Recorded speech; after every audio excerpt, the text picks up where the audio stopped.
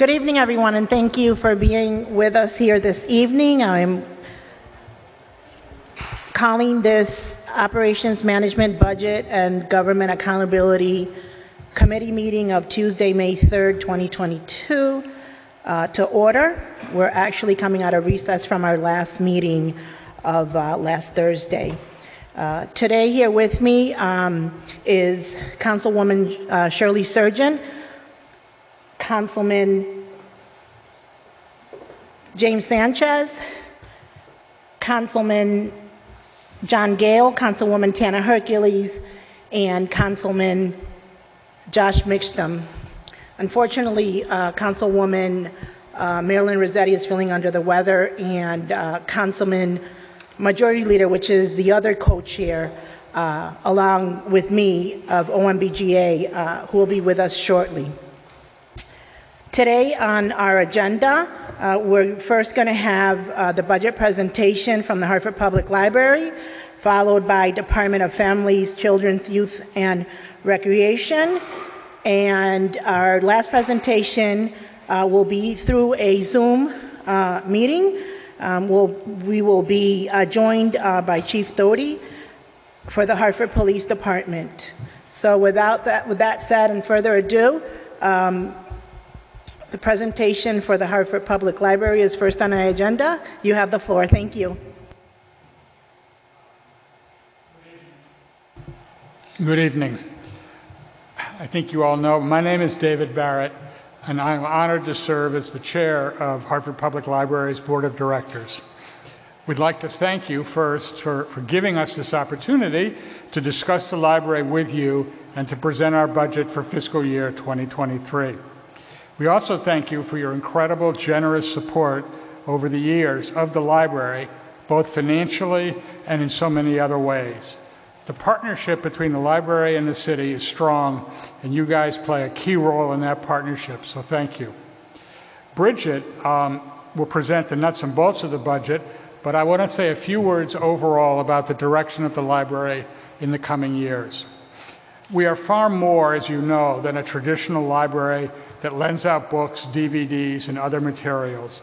We are really a service organization that is a vital civic anchor for the city of Hartford. We provide free resources that inspire reading, guide learning, and encourage individual exploration, including circulating collections and offering programs in 7 locations across the city. Programs supporting Hartford Public Schools and students, support for job seekers, immigration services, concerts, exhibitions, lectures, and an archive of special collections spanning the city's 400-year history through the Hartford History Center. Immigrants come to the library to use our services to learn English or start on their path to citizenship. Job seekers come to the library to use our services to enhance their skills on their path to employment. Teenagers use our U-Media lab to train in the latest virtual technology.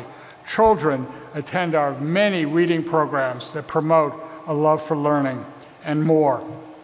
Recently, we completed a strategic plan to guide us over the next 3 to 5 years. Part of the development of that plan was listening to the community. It was no surprise to learn we are a trusted institution at a time when so much mistrust exists. We are valued and appreciated. Specifically, the community told us that the library is a reputable and sophisticated organization, a community hub, a place for respite and a center of learning, a host of engaging and meaningful programming, a language resource and resource for new arrivals, and we offer and have reliable, knowledgeable staff. Of course, we can and should do more. We need to bridge lines of communication between the city's many different service providers, serve as a link. We need to be a leader in more robust referral services for patrons through mentoring and one-on-one consultation. We need to preserve our underserved communities. We need to have a particular focus on youth and teens, and we really need to build on our community presence across Hartford, including increasing the capacity of the library on wheels. So our first goal in the strategic plan is to continue providing the high-quality services that we offer now, but also to assess and implement opportunities for expansion. We want to keep on doing what we're doing, but we want to do more. And this is where your support is so vital. The funding the city provides is essential to our continued service to the community. Just to mention our other goals, we want to prioritize community engagement. We want to expand physical and virtual access to Hartford Public Library programs and services throughout Hartford. And we want to prioritize employee development and internal communication. That's a very brief, high-level glimpse of our direction. I would be happy to answer any questions now or at the end of Bridget's presentation. Again, let me thank you for your support and encourage you to approve the library budget as submitted by Mayor Bronin. Now I return the microphone over to Bridget.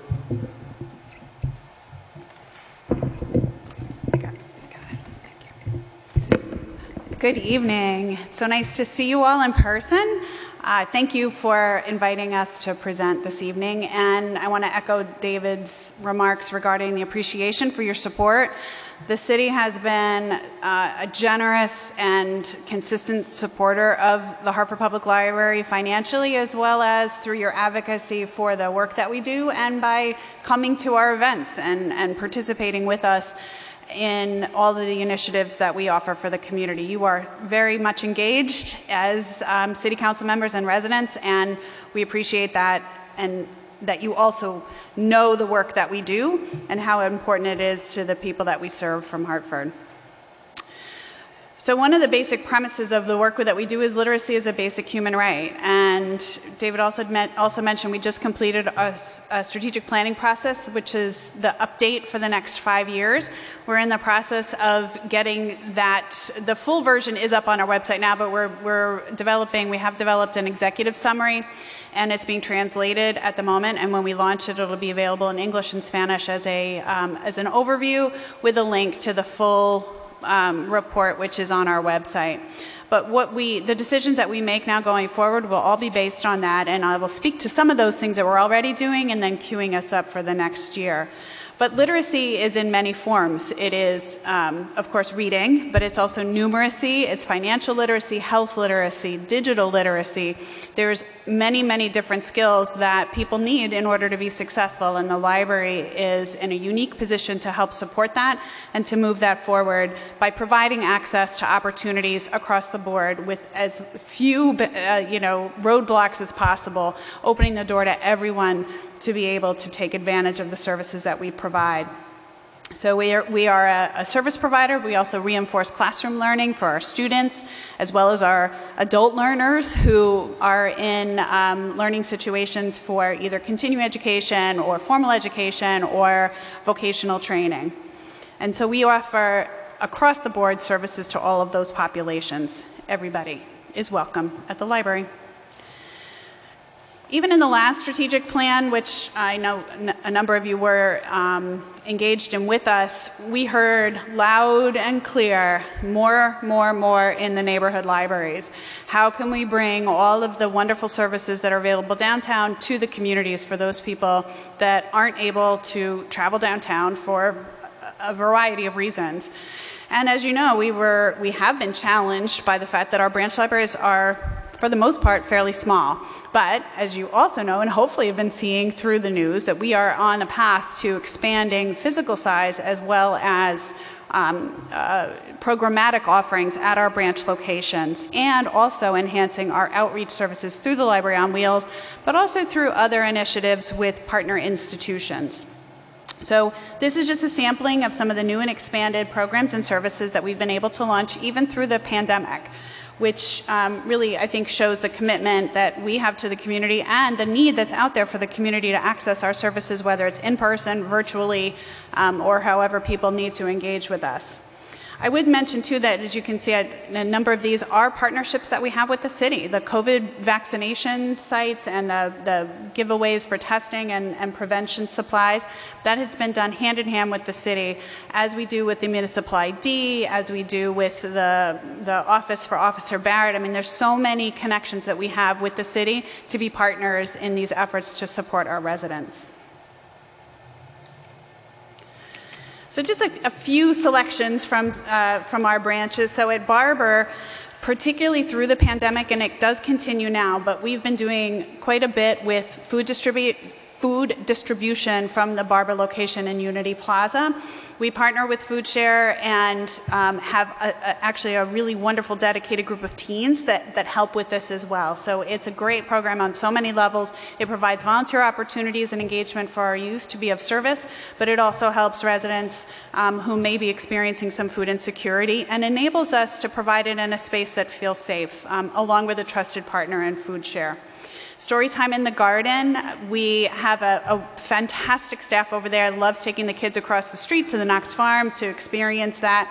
That's something that Anwar Ahmad has started, and it has literally taken root, I know, that was a pun on purpose, to make sure that this is something that is established in the city as well as through the library's offers. And creation stations, people love hands-on exploration for skill building. At Campfield, been doing yoga, knitting, of course, more traditional kind of learning opportunities for students through STEM programming, family nights. Ozobots are these cool little programmable things that kids love to play with and they learn from. So that's a wonderful resource that we do at the Campfield Library. At Park, hopefully you've been to the new Park Street Library. We opened it in October. I have a slide about that, but the programming there has been able to expand literally exponentially with the number of programs as well as the number of people that we can accommodate in the space. So an upcoming, well, it's actually current now, is the Latinx Art Exhibit that's there now. That second floor has a very nice exhibit space. So Graciela Rivera, who is our branch manager, and her fabulous team at Park have curated this exhibit, and it will be up through the end of this month. So please head over there to see it. We've been doing training. Oop, I didn't forward this. Okay. We've been doing training for job training. For example, the Hartford Land Bank was there with a cohort for a number of sessions. We just had a senior, remind me, David, the senior group that was there, that Doe Henschel. The Third Age Initiative was visiting over there. So it really has become and remain that community hub we had envisioned. At Albany, we have the mini U Media, as you might remember, and we have open studios there, which is a wonderful way for teens to have a place to go, not just to hang out, but also to learn and explore. And at Dwight, we have tiny art, very small art classes and outreach to daycares through the Dwight Library. So downtown and system-wide, Art Walk continues to be a destination. We have hosted 2 art exhibits since we've reopened more fully from the pandemic. Fabulous exhibits up there now. Of course, the Digital Library Lab is up and running, and we are working with different organizations and also with the city to digitize documents and provide that as a service as well as a revenue-generating endeavor for us. We went fine-free last year, which you may have seen this. It's kind of a trend across the nation that libraries have really looked closely at themselves to reevaluate why are we doing this. And really the consensus now, the thinking now, is that fines are regressive and they discourage people from using library collections. So we had eliminated children's fines several years ago, but then took the step one more place to eliminate all fines.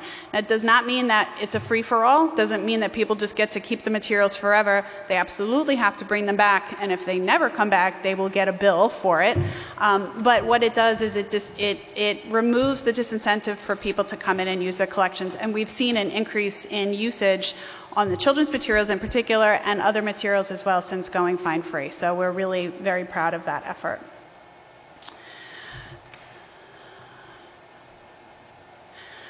We are also very proud of the recognition that we get for the service that we provide, and I'm especially proud of my colleagues who are recognized for their excellent work.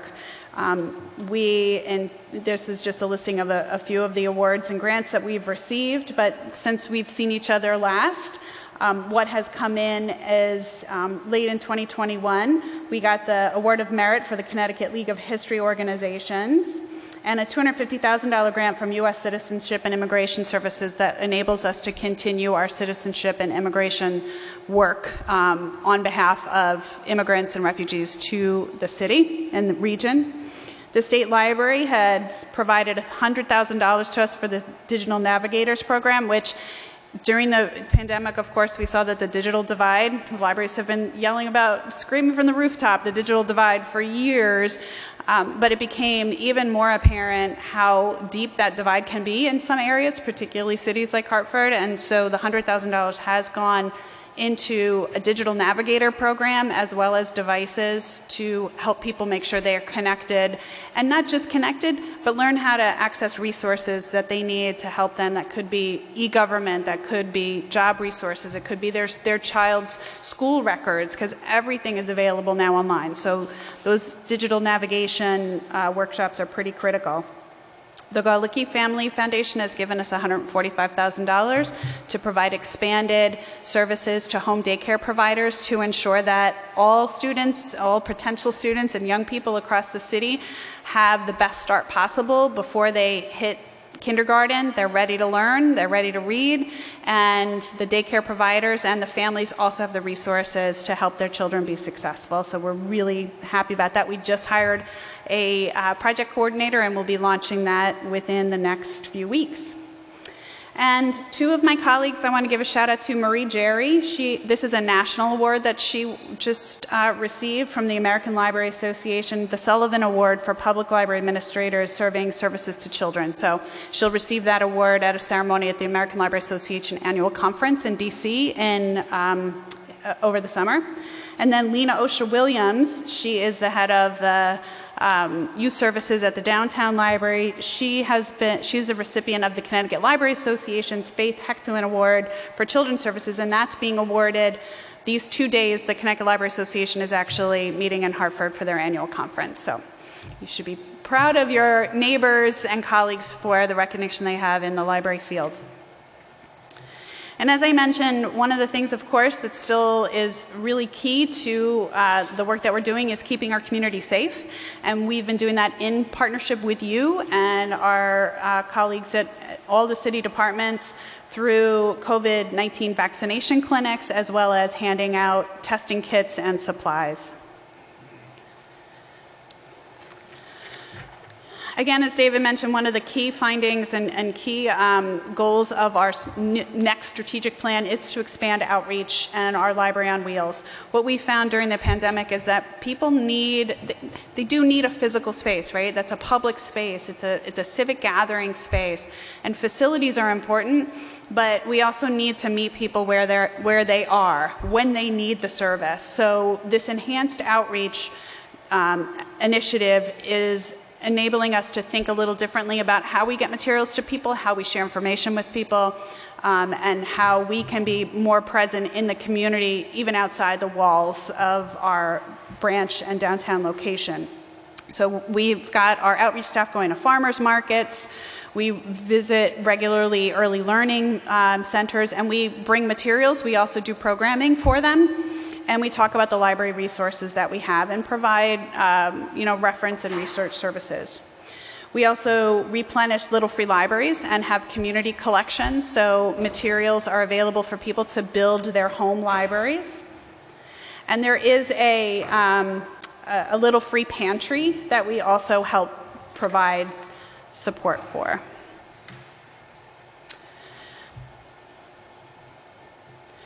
Some other outreach and programs that we do, that picture on the left is a mural that's on the side of the Phoenix Society building. We had an initiative with that group to honor William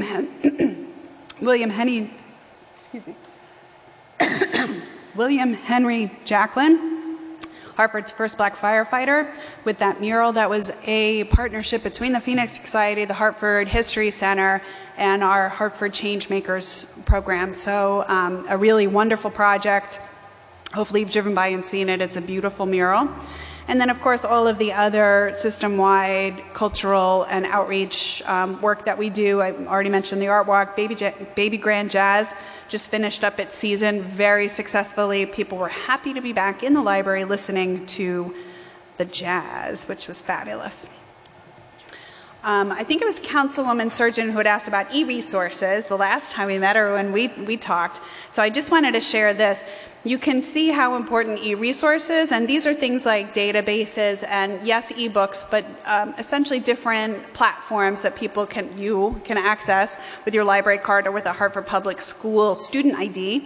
And BookFlix is a resource that was really heavily utilized by students through Hartford Public Schools and other students while they were learning remotely. So you can see our usage for that resource is literally off the charts. But these are the other e-resources that have noted quite significant use during the pandemic and even post-pandemic.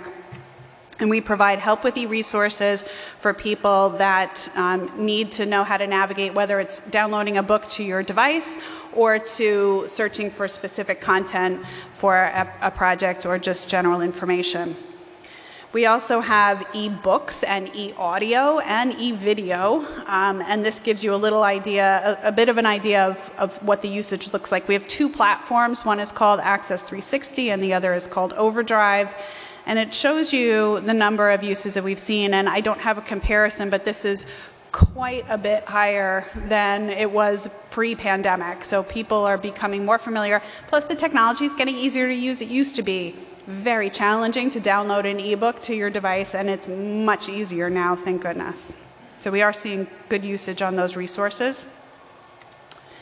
I would say the highlight of I would say the highlight of last year was opening the new Park Street Library at the Lyric, the culmination of almost 3 decades worth of advocacy from residents in the community to build a new library there. It was a joyous event and continues to be a fabulous resource, and now it's setting the mark, right, for other libraries in the city. So we know now if we build it, yes, people will come. They were already coming, and now they can come and spread out a little more, and the kids don't have to sit on a windowsill to use a computer. They actually have a beautiful space all of their own. There's a community room, a technology lab. It's an absolutely fabulous resource, and Graciela and her team over there are fielding requests for use of that building, multiple times a day. So it's great to see the interest and the use in there. The NRZ has already started meeting there regularly. Next on the docket for us is a new library for North Hartford to replace the Barber Street Library, which is in a rental storefront at Unity Plaza. We will be moving to the Swift Factory into about 15,000 square feet over 2 floors. And it will feature what we're calling the Next Gen Learning Center, which is a job training, job readiness, skill building, vocational training classroom space, as well as a full first floor of more traditional library services for children, for teens, for adults, and a community room and a program room.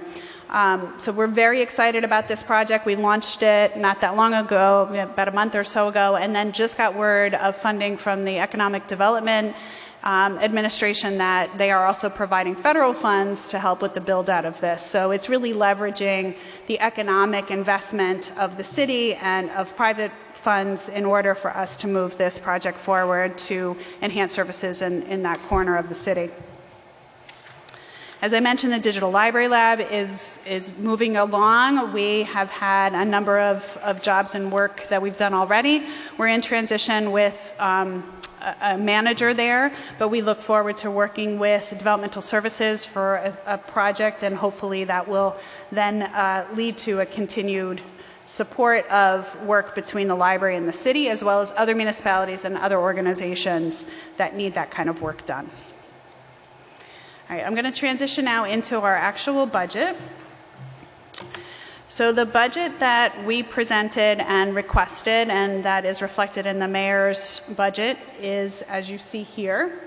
So we are asking for an increase of $171,000 in the city, which is 2%, and that really reflects essentially a increase for the negotiated increases, the merit increases, cost of living, and pension.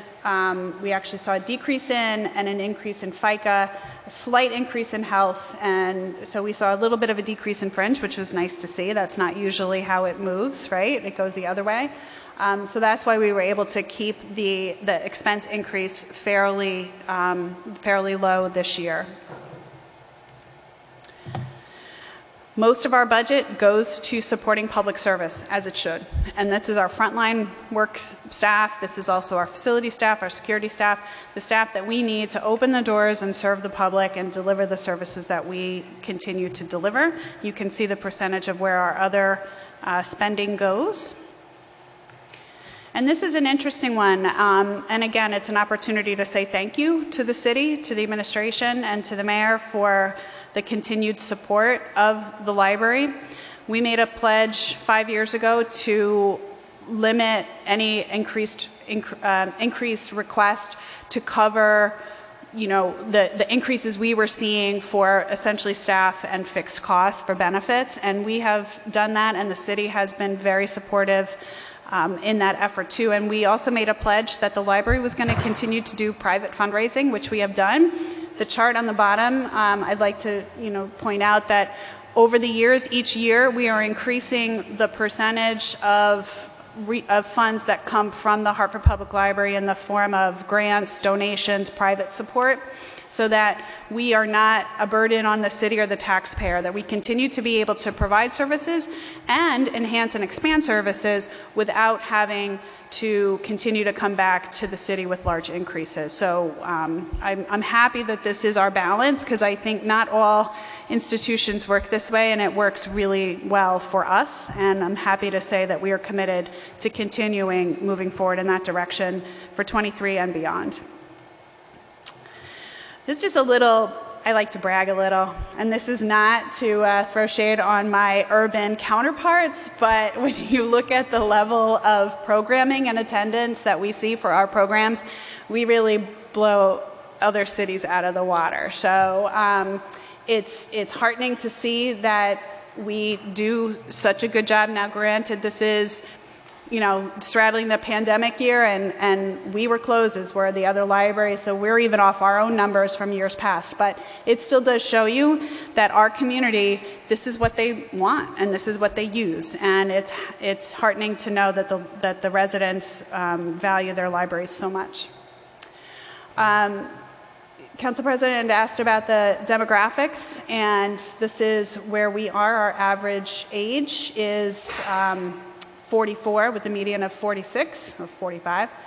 We are definitely predominantly female. That is not unique to Hartford Public Library. Most libraries are predominantly female, although, you know, our male ratio is trending up, which is great to see more men come into our field and our work. As far as our ethnicity, you can see that we are over 60% non-white. And then as far as residency, 33% are Hartford residents and 67% are non-Hartford residents. All of our financial and operational information is available on our website. It is there for you to look at through Checkbook Hartford. All of our expenses are on there. We also have our annual financial audits on there. The strategic plan is there, the 990s are there, the annual reports are there. So any information that you or the public is looking for about how the library operates and is stewards of the funds that are entrusted to us is available in a public way for them to see.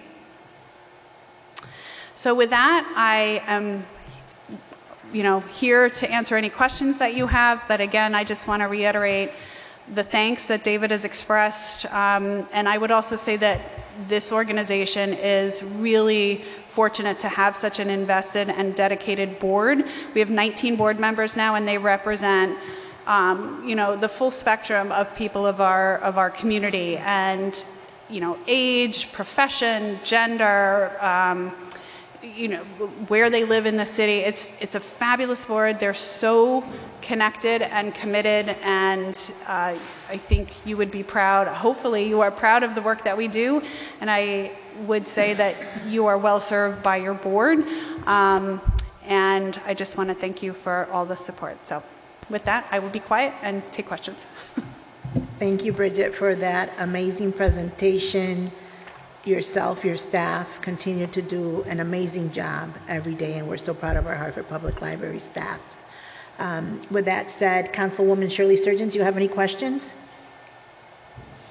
Okay. We'll just go down the aisle.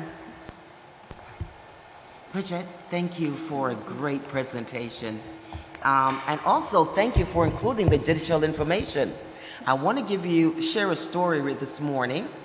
At the Hartford Library on Albany, a young lady missed her ride. Apparently, you do give a literacy class for seniors on digital, and she missed her ride, and so I got a phone call this morning, very upset because she missed her ride. This 86-year-old young lady missed her ride, and she was not going to miss her digital class this morning. So I just want to commend you on that. It was... Well, did she get a ride? Yes. Oh, good. Okay. Excellent. Yes, I got a ride. Good. Uber is really great, you know? Oh, you go above and beyond. But I just had to tell you that story. It just came, it's perfect timing with your presentation of what happened this morning. And I want to say that young people, seniors, are really utilizing the library. So thank you for providing that opportunity for all of us that lives in the city. And I will go to your website and take a look at your strategic plan. It is very impressive that such trust is provided for our government agency. So that really shows a lot of what's going on in our city. So thank you for that. I don't really have very much questions because I think your library board is doing a fabulous job. Thank you very much for the oversight from the library board.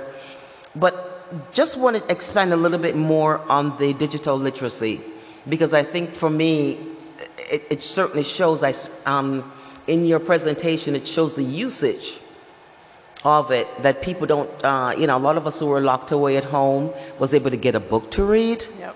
And so it was a companion, I will use the word companion, for a lot of us that were locked away. So if you could just tell us a little bit more about the digital literacy program, that would be great. Of course. Thank you. I'm always happy to speak about that. Digital literacy is one of those things that really is compounded when you also have people that are facing other challenges in their life, right? So whether or not they can access information about health outcomes, like even where to get a test or to sign up for a test. We've seen this play itself out over the last couple of years, how essential it is, and literally, like it's a life or death kind of situation. I mean, to be overly dramatic, but if you've got people that aren't connected and they're also isolated in their homes, how do they find out where to get the resources that they need, either for their health care or for other important critical things, banking, financial resources?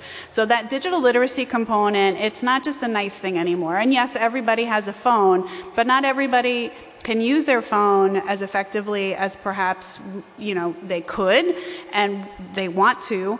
So where do they go for help? They come to the library, and it's one of the things that we take very seriously as part of our mission, is to help people navigate the technology, because technology is a tool to the ultimate goal, which is information, right, and learning and accessibility and connection.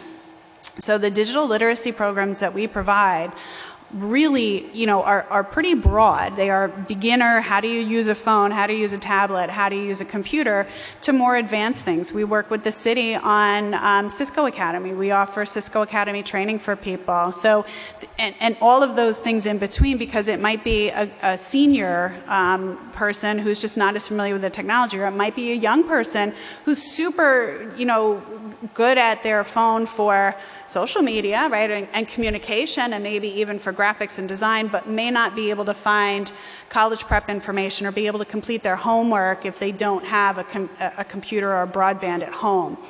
And even families that have broadband at home, if you've got 5, 6, 7 people working from home, that's a lot of stress on that device and on that broadband capacity.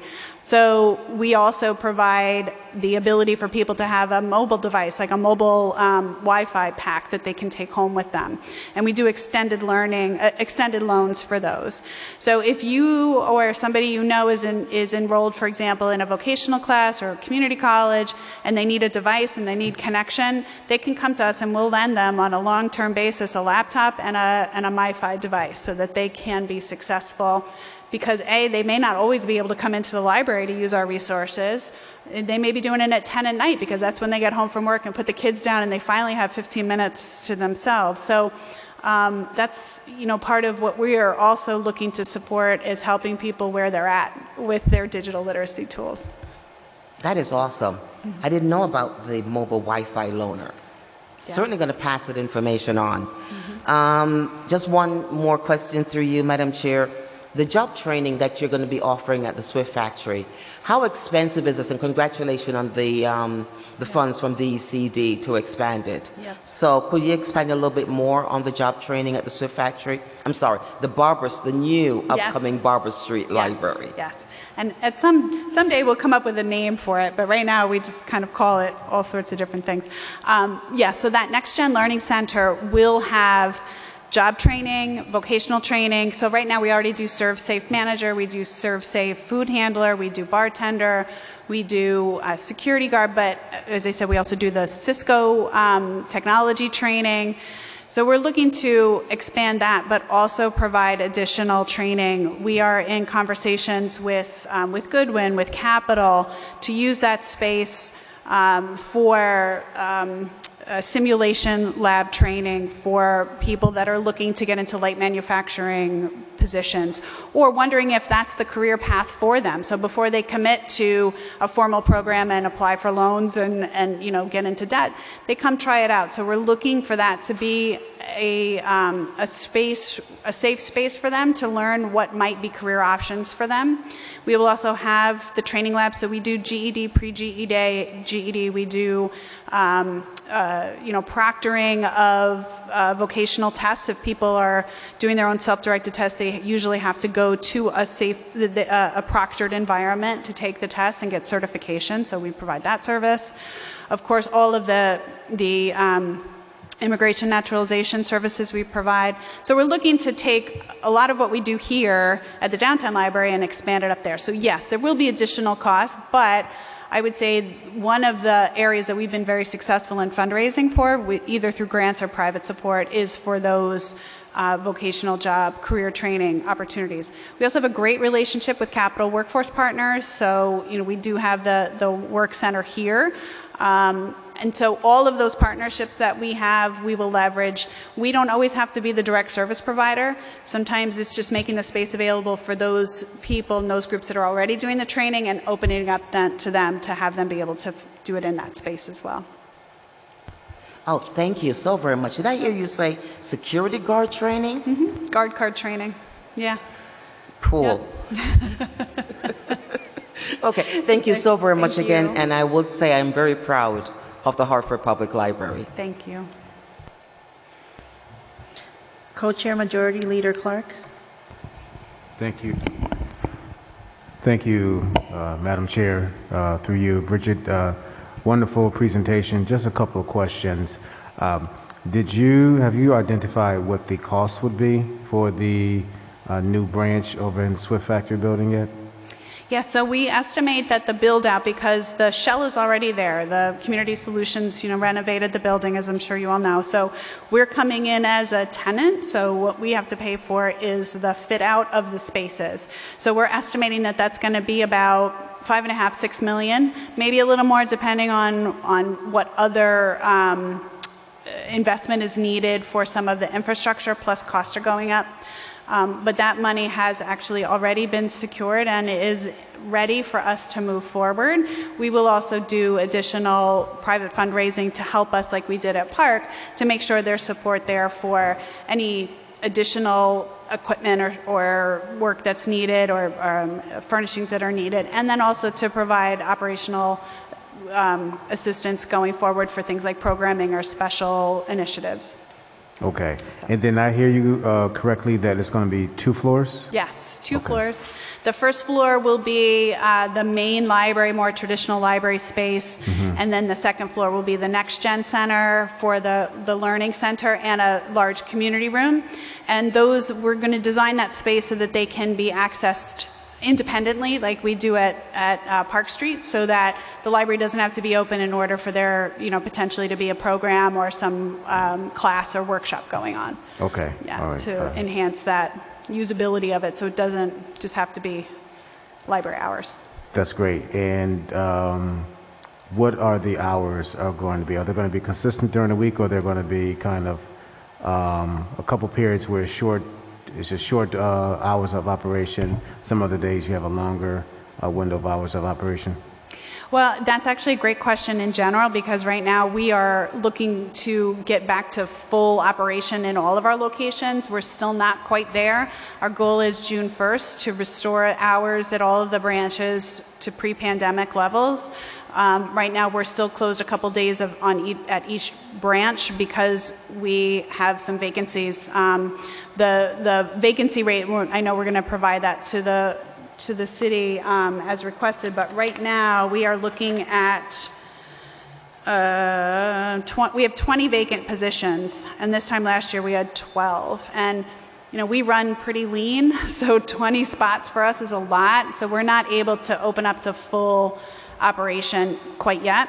When we open the new Swift factory, when we open that new location, we will be back to full staff, and we'll be able to open 6 days a week there. That's the plan, is to have that be a Monday through Saturday location, as Barber has been, and Albany has been.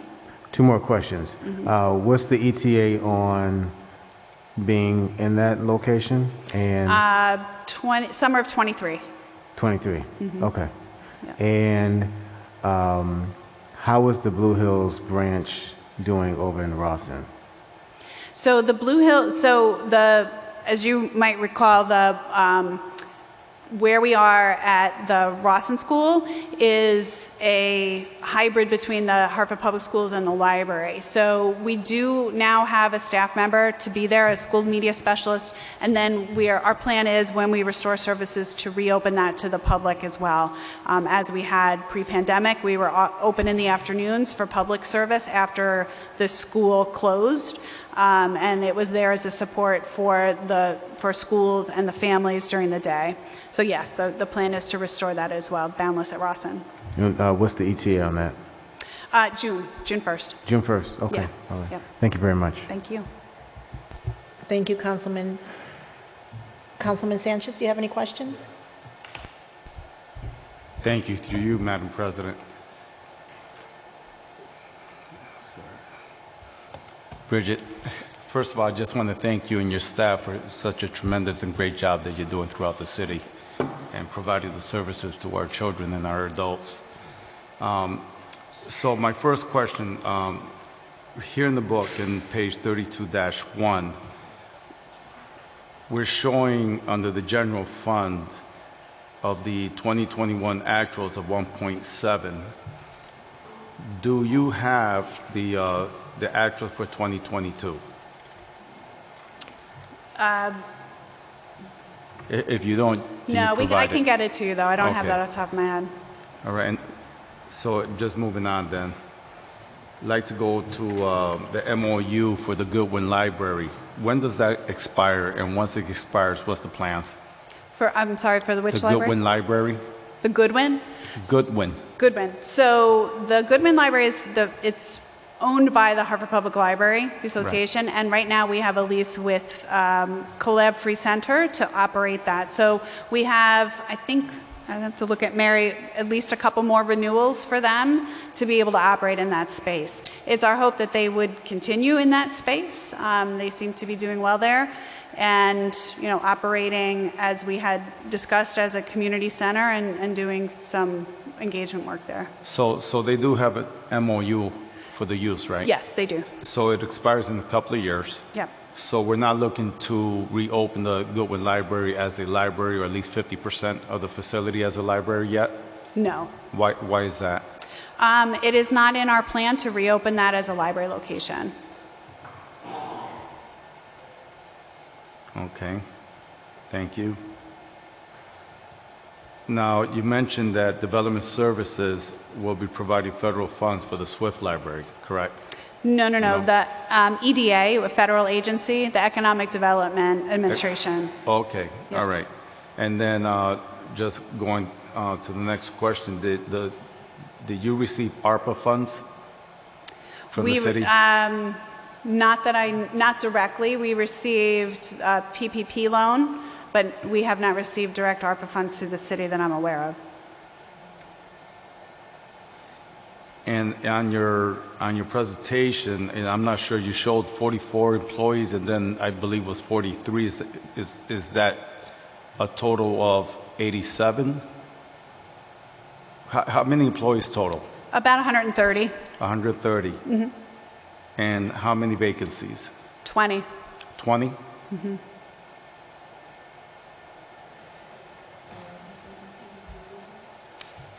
Okay, thank you.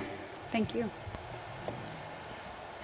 So just so I'm clear, though, we're getting you the actual, Yes. the actual numbers for fiscal year 22 to date. Correct. Okay. The reason why I'm asking is that, you know, I look at page 32-3, there's a significant reduction of 50% or more of all the library services due to the significant, you know, reduction on attendance. And I'm just wondering that because of that reduction, and I can understand the actuals for 2021 being so low from where it probably was close to 9 mil, right? Mm-hmm. I'm just curious as to how 2022 is at 8.6. I'm sorry, 8.4. So I'd like to know what's the difference on why we're still asking for the 8.6 for this fiscal year in comparison with the services. So this is significant savings. Yeah, well, because really the funding that comes from the city helps us maintain our employee base. We did not let anybody go over the pandemic. So really the funding that the city provides primarily goes to salaries and to benefits, as well as to collections and some of our really core operational expenses. So those really haven't changed even with the reduction in use. And with we have seen some salary savings over the year for the vacant positions, but as you know, that's just one-time money. So that's not funding that we can guarantee going forward will be a sustained savings. So when we project essentially basically level staff, we haven't significantly changed the staffing level. That's why we're looking at that increase, because we're not looking to reduce headcount. And just so going back to 20 vacancies, do you do the hiring directly, or does it go through the HR, through the city? We do our own hiring. Okay. Yep. Thank you.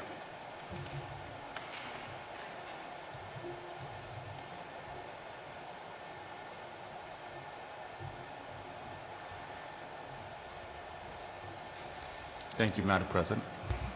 Hello again, Bridget. Hello. So I have a couple of questions. And I would have liked to have seen a more detailed budget based on, on the departments, or at least right under each department. So when I look at page 32-2, lower section, legal services, where it says that HPL is recognized by the Department of Justice Board of Immigration Appeals to provide legal advice and representation by accredited staff in the matters before United States Citizenship and Immigration Services. Mm-hmm. What part of your budget is allocated towards that?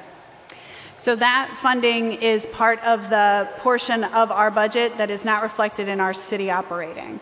So money that comes from non-city sources, essentially it's a wash, right? So grant funding comes in and it goes out for what it supports. So that funding goes to support the operations of the work that is defined by the grant. So you get no funding from the City of Hartford for these type of services? No. So this is only run by grants? So the direct service for that is run by grants, where the overall city appropriation helps support the overall administration of that program. So, for example, the person that runs the department, Home and Advocacy, her salary is included in the city's operating request, right? She manages that program, but the direct work that is, we contract with attorneys, we contract with people that come in to help manage that program. That is not part of our city budget. That's part of our grant funds, and it's the grant funds that are detailed in the funding that we get from the federal program to support that program. So,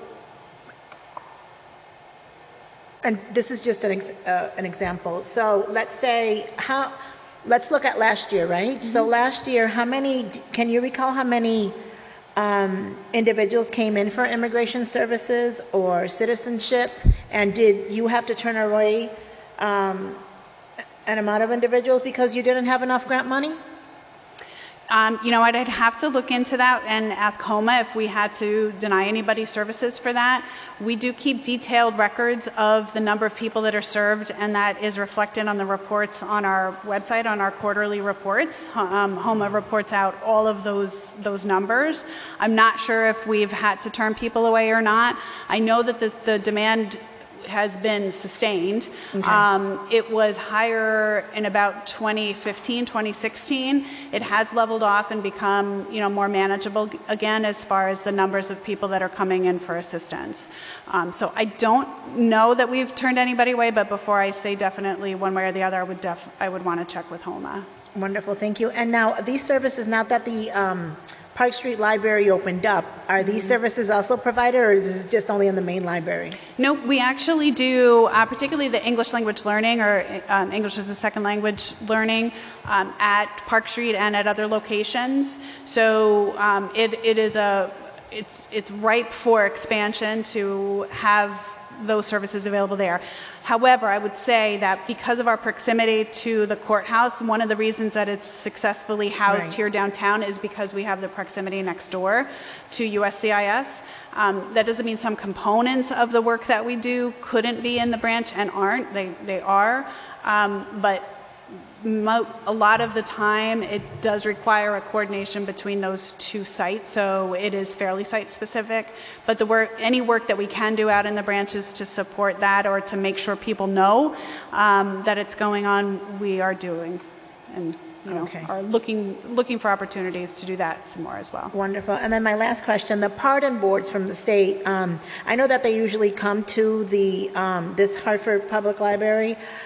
Is that something that's driven by the state, and it's when they say that they're going to come and take applications at this location for the what? For the pardon boards.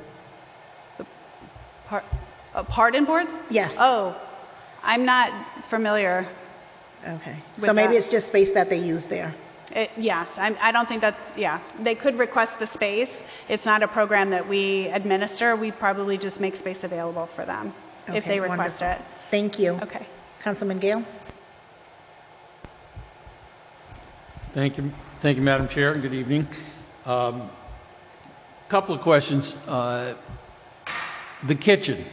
Any plans to either bring that back or utilize that space in some other way? Well, we are currently using the space for programming. I don't know if you've ever walked by and seen the pottery wheels that are in there, but we've been doing an art, hands-on kind of art workshops in that space, and we have been using it for other programs and also enabling other groups to use the space as we do with other spaces there. But as far as operating it as a cafe, I recently met the new director at City Forge Works, and we will have a conversation.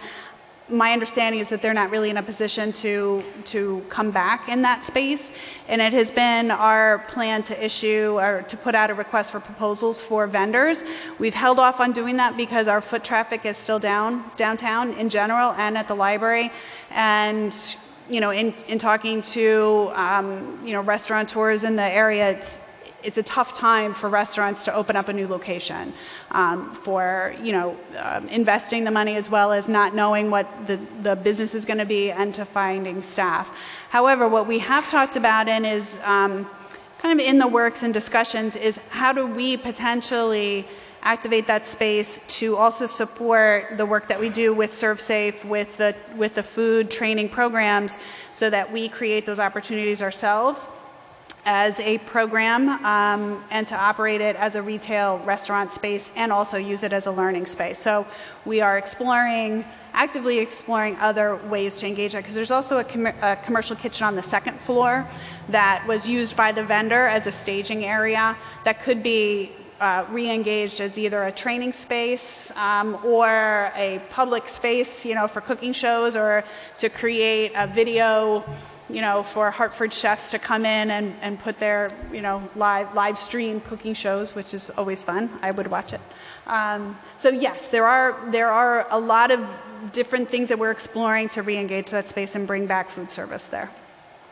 Thank you. Although I don't know that you mentioned it, the library has a partnership with UConn right now, where UConn is using some of the space, and you're cooperating in some programs and use of the space.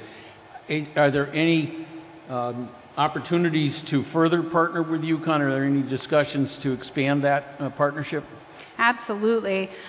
They're a wonderful partner, and part of what has yet to be, I think, realized is how much more we could be doing with the UConn Hartford Library, because they went remote in 2020, as we all did, and they're not fully back yet, and they are also looking for a new Hartford campus library director. So I think when that position is filled, we will have more opportunity to think through what partnerships are available and where we could expand services to students. We work really well with the administration of the Hartford campus generally. Both Mark Overmeyer Velasquez is on our board, and Nadine Brennan is a regular visitor, back and forth to think about how we best support the students in that space. But yes, we could be doing more with exhibits, with programming, with student support services, with engaging the students actually in the work that the library does. That's one of the things that we're hoping to leverage for the Digital Library Lab, as well as another initiative that we're working on for content creation. So there are, I think, many unexplored and untapped resources and potential partnerships between us and UConn, without a doubt. Good, yeah. Good, glad to hear it. Albany Avenue branch. I don't think you mentioned it, but I understand there are some plans, maybe a bit in the future, but there are some plans to expand. That's a very highly utilized branch, as I understand it. So could you talk about that a little bit? I would love to. Yes, we are looking to work with the city to use the Northwest Jones School as a library annex. I would say, too, that if you've been in the Albany Library, as Councilman Surgeon has, it needs some updating. It's one of the newer libraries, but because of the volume of use, it's looking tired and needs updating itself. So we are looking to do a project over there as soon as we're kind of underway more with SWIFT and have that. We're working concurrently to get the Albany Avenue piece rolling as well. We're working closely with developmental services on that, with the city helping to manage the remediation and the structural work that needs to be done, so that the library can then come and outfit that. I think questions are there, of course, is, how will that function as a campus? Will we be able to connect the two buildings, or will they be separate buildings? How does it interplay with the work that the Artist Collective is doing, as well as the what can we leverage as a partnership, a continued expanded partnership with the school? So there's a lot of conversations going on right now in that Upper Albany neighborhood, as far as services, cultural experiences, what that facility should be. So we're engaged in a lot of conversations about what that would look like, but the long-term plan is to have that be an annex of the library, hopefully connected to the existing, if we can swing it financially, because I think that would make the most sense. But yes, it will lead to expanded services at the Upper Albany location. Excellent. Yeah, it's good. Last thing is not a question, but a comment, a couple of comments really. You mentioned your board, and clearly, it's probably in some respects a compliment to you that you've been able to attract such a dynamic board, and thank you, David Barrett, for your services on the board, but you've got a much larger board, and people really do participate, as I know. You also mentioned at some point in your presentation being a burden, and I want to say that you are absolutely not a burden. In fact, the Hartford Public Library, from my perspective, represents part of the city's responsibility and the city's duty to every resident here in the city to provide access to knowledge, to provide access to literature, to assist all of our residents in improving themselves in their civic duties, as well as recreational duties. And so not a burden, it's our responsibility, and we're glad that you're there to fill it for us. Thank you. Thank you, Councilman. Councilwoman Hercules? Thank you, through you, Madam Chair, and thank you so much, Bridget, for your great presentation. I could go on and on about the library. Outside of the Y, I think it is my second most favorite place in the city, and I mean all of the branches. The library is a major service provider for our residents, and with a relatively modest budget, you do a great deal. It has grown with my children from, grade school years. Now I have one about to graduate from high school, and we use the library a tremendous amount. And I hope that the jazz series continues next year. It's so great. Just a few questions I had with respect to the Love Lane location that will be open next summer. I'm just curious what you anticipate the staffing to be, and if you could talk about any strategies to possibly hire and recruit from within that community for those positions. Absolutely. So right now we have 3 full-time positions there and then several part-time positions. And what we found with Park Street, because that's been a wonderful experience for us to learn how to navigate these, the way that it was designed, we anticipated that we really wouldn't need to add a tremendous additional amount of staff because of the way that the building was designed, and it didn't have to have people on the second floor all the time. So the Love Lane location, it will be in a similar way, but even that first floor is so much bigger than our existing library. I do anticipate that we probably will have to add to staff, whether that's additional part-time positions or full-time. We still need to work on that based on the feedback we get from the community as far as programming and hours and all of the work that we'll be doing there. But yes, we love to hire from the local community because it really is so effective because there's a commitment there, and it's a way for us to be even more welcoming to the community to say, hey, this is a place for you, and it is an opportunity for you to also be part of the workforce here. So we've made a real commitment over the last few years to promote from within, to give employees an opportunity to go back for continuing education, professional development that the library pays for, and also to recruit locally as much as we possibly can so that we are being inclusive of our community, because honestly, they're the ones that have the commitment to the services we provide and to their neighbors. So. And just one last question. It seems like our participation rate with respect to residents who have library cards has pretty much been steady around that 53%. I'm just curious if that's like a national average, and if the library has any specific goals about that and maybe how to increase that. Absolutely. I would love to see that increased. We are lower than average across the country, but if you just look at urban areas, it's pretty typical that's the percentage of residents that have library cards. We have been able to move that a little bit because of the way that we offer and provide access to Hartford Public School students. So they don't really even have to have a physical card anymore. They just use their student ID and they're automatically part of our system. So that is a seamless way to make sure that particularly students have access to resources. And that's not just for online, that's also for physical material. So that's great. Yes, I would love to see that go up. I would love to see it 100%. That is my goal, is 100% library card engagement. And I think also, as we rethink what a library services look like, what a library cards look like, providing that kind of a library account in a seamless way, just like we are for the students, for adults, for residents. Maybe we tie it to something with the town and city clerk's office, or we tie it with some other indicator of their Hartford residency. So we just make it easy and seamless for them. So anybody that lives in Hartford has a library card. I don't know quite how to do that yet, but that would be my goal, is how to get everybody in the city to be a Hartford Public Library card holder. So.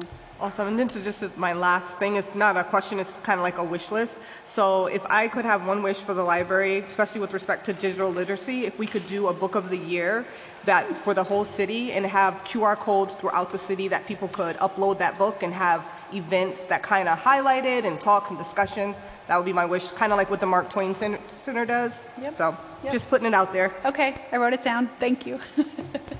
Councilman Mixton? Thank you, Madam President, and thanks to the both of you for this presentation and for the library. Like a number of folks have here, I mean, it's one of my favorite things. My teenagers go, my 2-year-old loves it deeply, the Dwight branch and the Park Street branch, which are our closest ones. Yeah, so let me start by saying the library is a joy. I will add, actually, that I'm usually making arguments, not here, but everywhere, like that the city should do more services that are private. And, people say, oh, you trust government to do that? And I'm like, look at the library. We could do things really well. You can. Yep. But a couple questions. You said, you were talking about hours and getting back up to, full. So full is 6 days a week? We had all branches open 5 days a week, and then we had, I think, 3 or 4 of them open Saturdays, and then downtown is open 6 days a week all year round, and then 7 days a week between November and May. So that's what, when you say getting back up to full, that's what Yes. full is? Yes.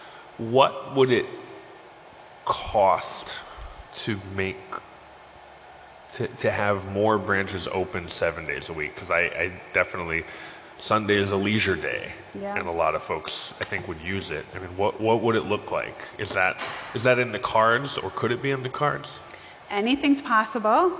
With money, right? With the money. You know what? Honestly, I've never put that together, what it would cost to open Sundays across the board. I'd be happy to do that. Mary's Please. probably writing that down behind me right now, so we will talk about that and get that back to you. You're right. Sundays, we're open Sundays 1 to 4, as I said, for about 7 months of the year. They're busy days, and we also use them as days to program things: the jazz series, the art workshops, and they are days that people like to come in. Yeah, Saturdays too. Saturdays are very busy. So maybe this is related. You talked about having more vacancies than last year. How is our retention, our staff retention, how's the library's retention, I guess, now compared to in the past, and maybe also compared to other neighboring towns? Yep. Our retention is actually pretty good. We definitely did see some, people leave during the pandemic. Either they got other jobs or they decided not to come back into the workforce. Where we see the most turnover is in our part-time security guard jobs. And that is something that we're really looking to address and see how we can do better to retain people. So that is where we see a lot of the turnover. We deliberately didn't fill some positions during the pandemic when we weren't open. To the Councilman Sanchez's, point, like we weren't open, so we didn't have to fill necessarily to have open public service hours. But now that we are reopening, and everybody's looking to do the same thing, we're finding it a challenge to just get, the people in the door. It's getting better. Actually, I just signed, I think, 3 offer. Requisitions for staff. So we are chipping away at it. But I think we will see that ease over time.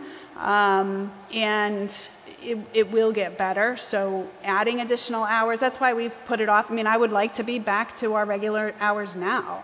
And also thinking about what enhancements we could have. So I'm confident over the next 6 months we'll see that rebound, I hope. How do our wages compare to our neighbors? So we, about half our staff is covered under our our collective bargaining agreement with the library branch of 1716. We're currently in negotiations with them. So, that will hopefully happen within the next month or two, that we'll come to that, and that will definitely help with recruitment. And I would say not necessarily retention. I think people we do have a number of staff that have been with us 15, 20, 25, 30 years, which I think is a real testament to their commitment, as well as the library we try to be a good employer, right? And take care of our people. We offer the tuition reimbursement. We have a flexible schedule program for them. But, getting back to your question, we are also, not just within the city, we are also comparing ourselves to other libraries.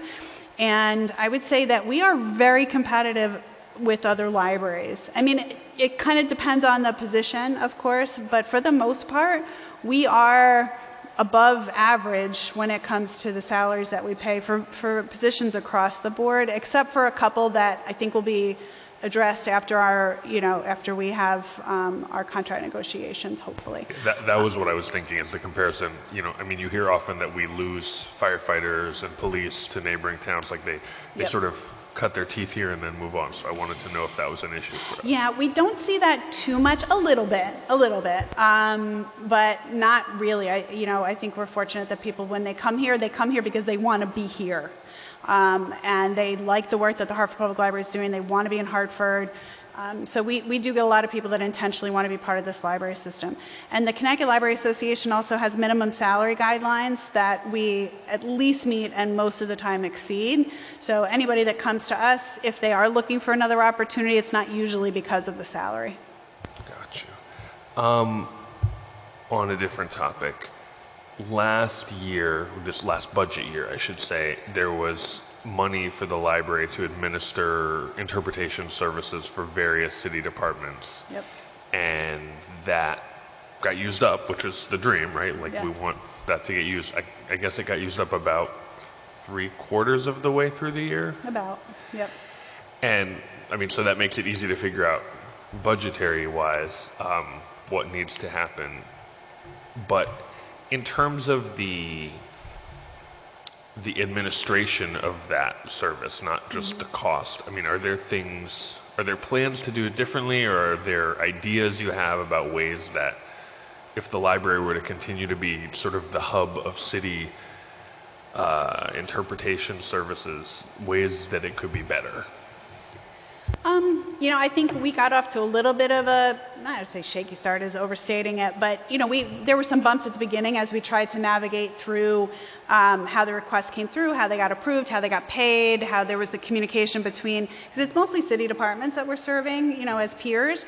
But it seems, and I would definitely need to check with Letitia Cota, she's the one that oversees it for us, whether or not she'd have any suggestions for improvements. If she did, she probably would have made them already, knowing Letty. But for the most part, it works pretty smoothly. The way that the workflow goes, the department requests to the third party, helper that we have that finds a translator, make sure that they're appropriate for the work, whether it's in person or if it's verbal or if it's written translation. And then it goes directly back to the department to use the service, and then the invoice comes and we basically end up being the fiscal agent for it. So it does work pretty smoothly. It's just, you're right, it was a popular service, so it got used, the funding got used. So it does seem like it's something that the city is using, and if there is funding to support it, we would continue to administer it. Thank you. My, last question or topic. I was in a meeting recently of homeless service providers, and of course we have had sort of a growth in homeless or semi-homeless folks who are in the city or coming to the city, and the library is often a stop for them. Yep. On the regular. And folks had a lot of different ideas about how to help folks who are truly camping out or don't have a space and different things, and everyone was like, well, we should have the library do it. We should have the library do it, which is a blessing and a curse, I'm sure, for you. But, you know, they talked about, like, could we create lockers or storage space for folks so that they can, and I just wanted to know if there are any plans or thoughts about how to meet what I presume is a growing need for that growing population in the coming budget year. Nothing as specific as that particular example, but definitely an acknowledgement that people experiencing homelessness, as well as other, you know, potentially vulnerable populations or people, we do serve them. I mean, they are part of our community, and so they're welcome, and we try and do the best we can to meet their needs, whether it's just providing computer access for them or a place to stay or a warm space. We're there, but often, you know, there's other requests that come through our relationships with people. And so one of the things that we have found over the last couple years is that in working with UConn, we have partnered with the UConn School of Social Work, and having social workers on site working hand in hand, side by side, our staff has been incredibly effective. So we are looking to add a social worker position on a permanent basis to the library. We've been doing it in partnership for the last several years, but realize that that could be an incredibly useful thing for us to have as a permanent part of our staffing. And that would be the opportunity, I think, for us also to engage more fully with other agencies that are addressing people that are experiencing homelessness. We already do. I mean, we do have connections and conversations with those organizations regularly. We also work with the city. We work with United Way. We have a 211. We have Officer Barrett is embedded in our library downtown. So we are, you know, this is an area of service that we take very seriously as part of our mission.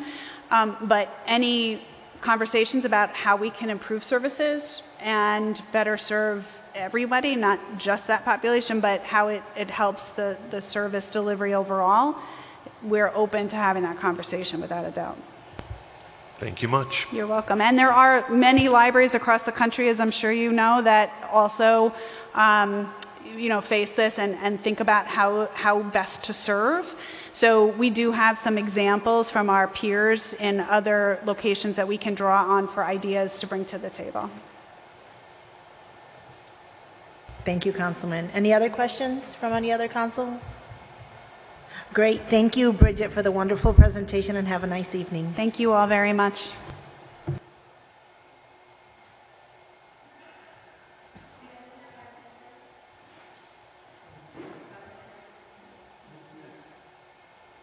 So we're going to take a 5-minute break, and next will be Department of Family, Children, Youth, and Recreation.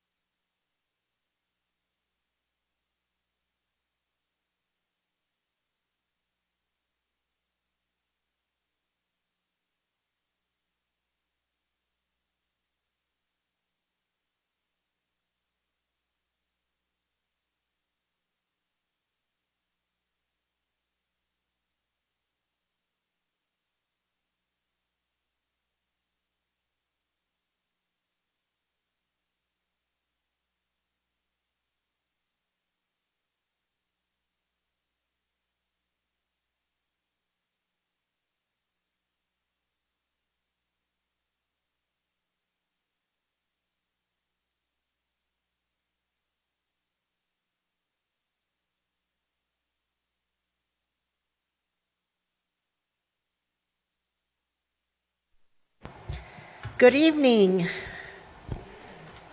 Now, this is a nice presentation. I'd love to see a lot of department staff. And I was very impressed with the booklet that I just got from Mr. Troy. Thank you. So with that said, now we have the Department of Family, Children's, Youth, and Recreation presentation. You have the floor, Ms. Oliver. Hello, and thank you for having us this evening. I'm excited and proud to present the FY23 budget for Department of Families, Children, Youth, and Recreation. Alongside me is Assistant Director for Recreation, Troy Stewart, Assistant Director for Youth Services, Christina Baldwin, and Assistant Director for Early Learning, Shailene Lopez, along with some of my staff here in the room as well as virtually. Our presentation contains a lot of text and numbers this evening, as usual.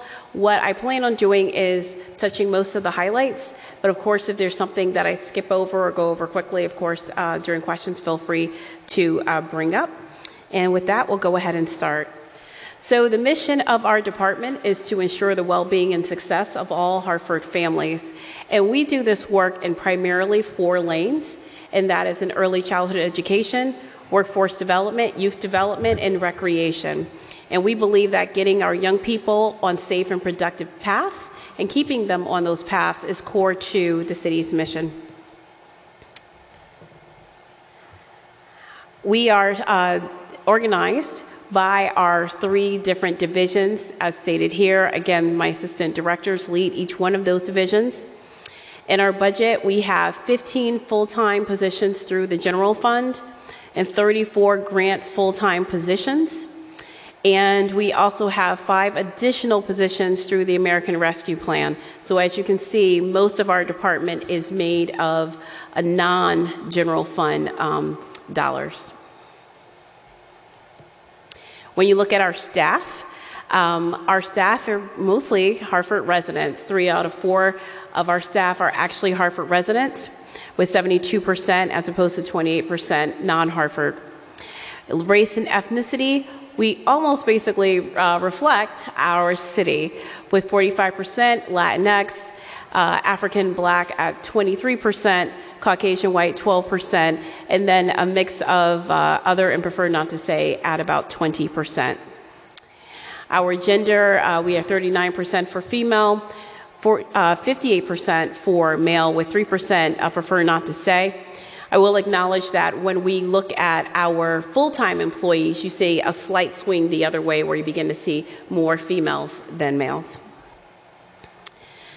So our highlights from this year, FY22, and we look at early learning, we have over 100,000 meals served to our children in our centers, as well as with our family child care providers as part of the Child and Adult Care Food Program. 1,475 toddler and preschool slots in our center-based classrooms. That is primarily through school readiness. 146 toddlers and preschool slots through our own owned and operated sites at Asylum, Highland, and Metzner centers. We had our program, Hartford Talks, that we spoke to the council about last year and the previous years, where we received a special grant from Bloomberg Philanthropies, What Works Cities, and we've been able to do that program, which is an accelerated early literacy program at 88 centers-based classrooms across the city. Currently, in our Family Child Care Network, we're working with 70 licensed providers. These providers are not just working with us. In fact, we work with more than these 70 providers, but these are providers that actually have signed agreements with us in our department. As part of our work, we do a lot of coaching and capacity building. So you're seeing 60 coaching sessions with our family child care providers for, again, with Hartford Talks, and then 46 sessions or 46 administrators and instructional leaders receiving support for capacity building as well. So now transitioning to our youth services team, we're first going to start talking about our youth service corps. And we've had over 1,400 young people participate in that program. As you may remember, this program is for young people who are disengaged and disconnected from school and work, ages 16 to 24. We're very proud of this program that started in 2016, and as you can see, more than $5 million have actually been earned by these young people, meaning, again, not going through a provider, literally going into their pocket as part of this program. So this is our 5th year. We have over 200 young people who are doing 89 service learning projects across the city. Our Summer Youth Employment Program that most people are very familiar with, last summer we were able to serve 736 young people. In our youth justice work, we've served 438 young people, and as you can see, it's in prevention, crisis intervention, and reentry. And part of Youth Service Corps, we pulled out the number of young people who are justice involved because we believe that's an important number to lift up, and that was our 309. Juvenile Review Board, 81 young people. 58 young people as part of our Rapid Response Program. That's a special program as part of our Youth Violence Prevention and Intervention work group, and that is for our young people who have unmet needs, who are unfortunately a victim of violence, and many times whether it is a shooting or a stabbing. And then we also work with truant and habitually truant young people. That's referred to us from the schools, being Hartford Public Schools, CREC, other school districts based on residency, and thus far we've received 35 referrals this year. Moving on to recreation, we had over 9,000 young people visit our playground program. What's important with this number is likely doubled if we include our splash pad program. Because of COVID, we did transition and support more support with our splash pad to fill out for social distancing, kids being outside, but it was more difficult to actually capture our data. Over 2,000 residents were served with our Recreation Park Ambassador program at our 7 parks across the city. That program was started during COVID so that we will provide PPE and information and resources to our residents. We also now carry an iPad where we're connecting our people with MyRec, and they're learning how to get information about the city, as well as, of course, with recreation. As you can see with MyRec, we continue to grow. Know that we finally have our administrative rights that we've been talking about for some time with the system, so we're very appreciative of that, with our partnership with DPW. And we currently have 1,800 of our families registered, which means at any time we can push a button and they can receive a message from us, and we have their demographic information, etc. 236 people who actually, on average, was visiting our outdoor pools. So as you can see, our pools, we did pretty well last summer, and they continue to be pretty busy, with Colt Pool Center continuing to be our #1 center in terms of utilization. We did a special summer evening recreation program for young people targeted mostly at our teenagers, and was able to have a daily average of 220. This was across a total of, 3 sites, or 4 sites, including Arroyo. So that would be Weaver High School, Hartford High, Parker, and Arroyo. We had 157 individuals attend our block parties, which we are starting this Saturday, if anybody wants to attend, at Keeney Park. We do those block parties, we want our residents, of course, to have fun, but also to get information on city services with our partners, have structured activities for families and children. And again, that will start this Saturday at Keeney Park at 12 noon, if anybody wants to join us there. MyRec, again, on average, we're getting about 100 people per day. And also we had our summer basketball camp with an average of 80 children participating. As we continue on our next slide, we're still in recreation, and I'll go a little bit quicker. We had 60 children participate in our summer camp program. This number is lower than we usually see in summer camp.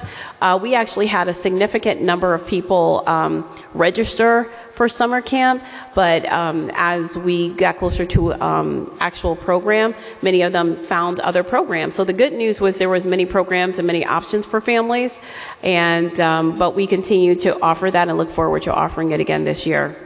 We have a summer baseball traveling team with 60 young people. We continue to do well with our traveling teams, consistently are champions, or at least in the championship game. 40 individuals are karaoke in the park on average.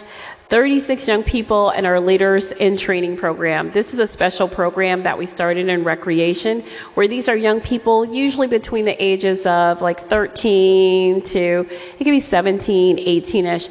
Basically, what they do is they work with our recreation staff, and not just supporting them in the programs, but actually learning about the work of recreation and also the city as a whole. So we consider it actually a workforce development program as such, and we had we were planning on 20 last year, and we got 36. And we give them a stipend as part of the program, et cetera. Individuals participating in Zumba in the park, which was very successful. People getting outside and having fun with Zumba was 30. And we had 20 individuals usually walking with Walk with a Doc, which was actually a really successful program that Mr. Stewart walked with those folks. We have some lifeguards right now being trained. We brought in a new lifeguard training program a couple of years ago, and it was really successful. And there is a national shortage on lifeguards, so we believe this is really important. We provide this program, of course, free of charge, as well as all of their certifications. And then what their agreement is to apply for a job with us here at the city. And those individuals are usually our young people who are actually in those programs. And then finally, we had our 9 summer interns who also worked with recreation in addition to our Leaders in Training program. I won't say all of these numbers in case any of you want us to go through it, but I thought it was really important. We felt that we had a successful year in terms of grants, and we'll talk a little bit more about this in a later slide. But as you can see, as part of the Promise Neighborhood program, our department over the next 5 years, we will receive $3.7 million. We're very proud of this. This is 3 years in the making, and a lot of this support will go to either strengthening our programs or our systems, and really allow us to, of course, serve North Hartford, but also really the city at large. More recently, and again, similar to Promise Neighborhoods, thank you for council support of about $1.4 million we receive in discretionary funds for burns, and this will go to assist our high-need, high-risk young people. We received almost $600,000 from the Office of Early Childhood to really assist with mitigating disruptions to operations for early childhood programming. So that was across our network as well as our direct operations in our centers. Well, we received over $200,000 for our Juvenile Review Board program. We spoke about it a little bit earlier. This is a community diversion program so that instead of a young person being arrested, they are working with us in the village for families and children that we partner with.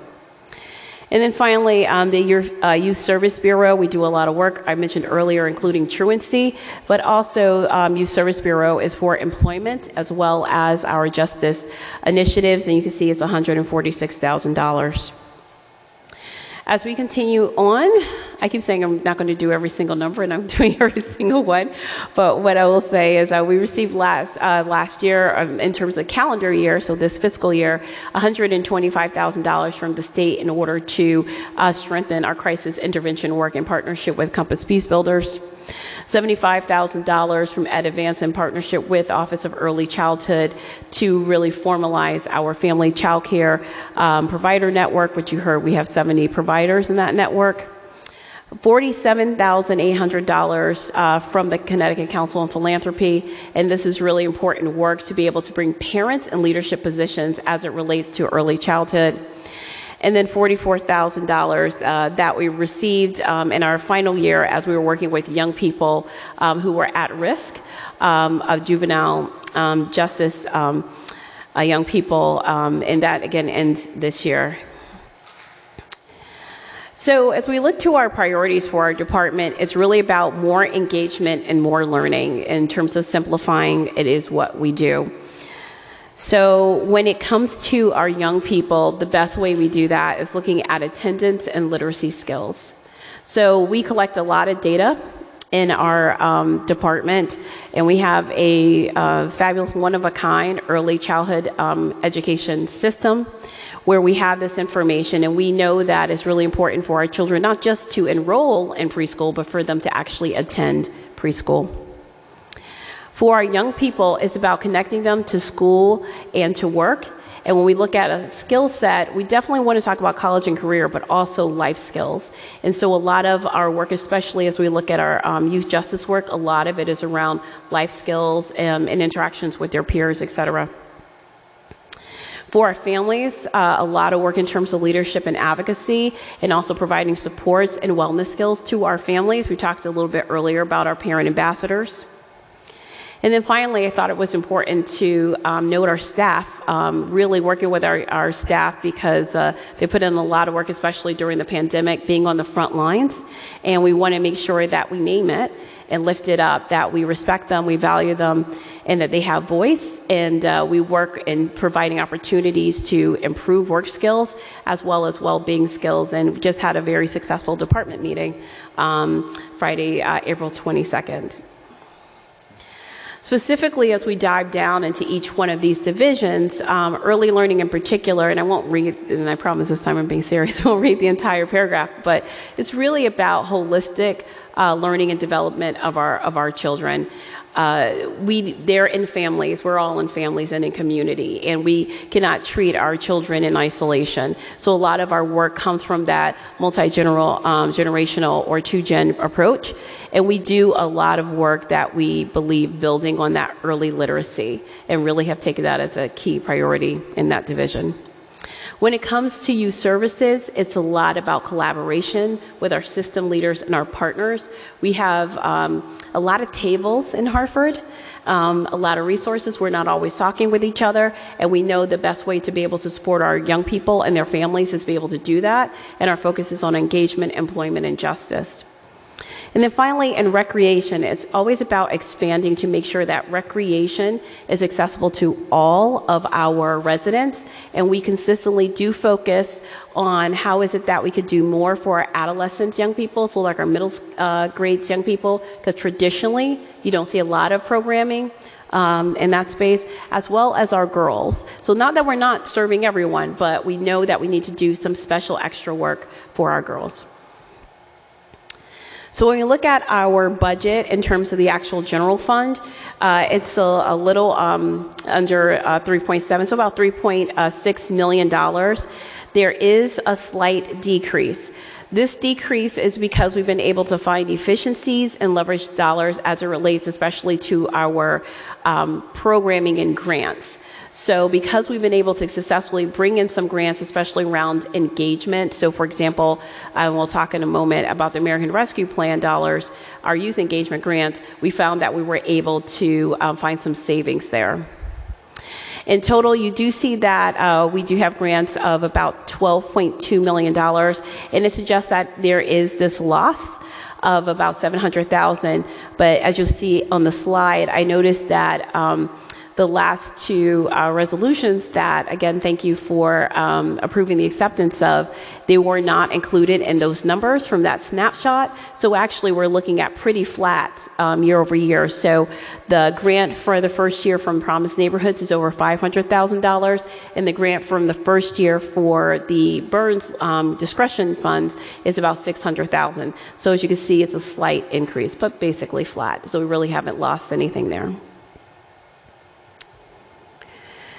So when you look at our department in total, and you look at our big pieces of our pie, we have youth services consistently right around $1.7 million. That is the biggest piece of our pie, and really driven by the dollars that we put out the door right on the ground to be able to support our young people. Recreation, that comes next. The driver is not the programming as much as it is the staff. So almost $1 million is just in our actual staff to actually deliver our programming. And then there's a smaller slice for early learning. Most of the operations are supported through grants, our biggest grant being the school readiness grant that comes through. And we also, as I mentioned earlier, work with 15 other providers, and that's about $10.3 million. And then, of course, administration at $400,000. Quick note for American Rescue Plan funding. Our funding was about how is it that we're helping our young people heal and recover from the disruption and the trauma of the pandemic, which unfortunately we do see manifest. And we're seeing a lot of issues, as you well are aware, in terms of mental health, behavioral health, but also just stabilization. And so what we're able to do, again, through the mayor and the support of council, is to receive $14 million, and it is separated into these different buckets, our biggest one being our youth engagement grant program. So we've already put out about actually more than $1.5 million on the ground helping young people in the first year. We did complete our second round. We're hoping to make our announcements. It's a little bit delayed, but we're hoping next week as our second round, again, being able to help thousands of our children. We had an expansion for Youth Service Corps. This will be the first time through American Rescue Plans that is not private dollars. Up until this point, all of the work that we've been doing with the leadership of the mayor has been private dollars for Youth Service Corps. Expanded our youth sports program. That's through the Hartford Youth Sports Collaborative being led by Active City, and it's a total of $900,000 over 3 years, allowing the programs to be able to get into the facilities in our school, as well as supporting them in the spring, which is more usually equipment costs, uniforms, that type of thing. And then finally, community arts education support in terms of arts and culture. So working to finalize some of those dollars, but again, supporting our young people from that perspective as well. And that is it. So I open up to questions. Thank you. Thank you for that great presentation. So moving along, Councilwoman Shirley Sturgeon, do you have any questions? Through you, Madam Chair, I do, but could somebody else go? I'm not quite ready as yet. I'm sorry, I can't hear you. I'm not quite ready, so somebody else could go ahead. Okay. Councilman Sanchez? Yes, thank you, Director Oliver and your staff. Great presentation. Just got a couple of questions, that's all. So just to have a good understanding here, you have a total of 49 staff, full-time employees. And out of how many positions? So in terms of positions, so if we were looking at like vacancies, for example, we have 20 vacancies in just early learning alone, and that's full-time staff. So our total staff number is actually 172, but most of our staff, as you're probably well aware, are part-timers, and so they wouldn't be included in some of those numbers. We right now have 36 openings in recreation alone. We're looking for 20 more lifeguards and 16 recreation assistants. Okay, so you have 20 vacancies in early learning. Yes. 20 vacancies for life staff. So for lifeguards. Lifeguards, I mean. Yeah. 16 for our recreation assistants. 60? 16. 16. I don't mean to interject, Councilman, but so that I don't have to repeat the same questions, can you give us the total amount of employees that you have that are allocated in the department, and how many are vacant? Right. So how many total in early childhood? So I apologize, Councilman. The floor is back to you.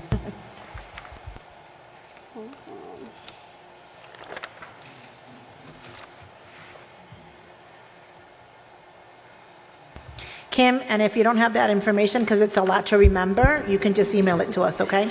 yes, I can email you the final, because what it is that we have the 20 vacancies, and what it is, I'm also doing the full-time as opposed to part-time numbers, and that's why it's a bit much. And the other thing that I can do when I provide it to you is so for example, our lifeguards, our operation here in Hartford, ideally you want 80 lifeguards. However, you can make it work with 60 lifeguards, and we're aware of a national shortage. We currently have about 40 plus lifeguards who are active, who have agreed to come back to us during the summer. Most of them, though, are partial schedule, not full schedule. So it's one of the reasons I'm bringing up, like, it's a little bit complicated. So if I had ideal state, it would be 80 lifeguards, but we don't believe that's realistic. So that's why our target is getting 60, and that's why we're asking for 20 more. Okay, thank you. And then just to go along with that line, on page 20-3, School Readiness oversees Hartford School Readiness Program, which includes monitoring funded agencies. How many agencies do you oversee? A total of 16, including ourselves, so I would say 15 plus ourselves. And these vacancies are also part of the... Across the other, no. And I could bring in Ms. Assistant Director Lopez to speak to that, because that is a major issue right now in childcare. When I say the 20, we have internally with our own operated programs, 20 openings.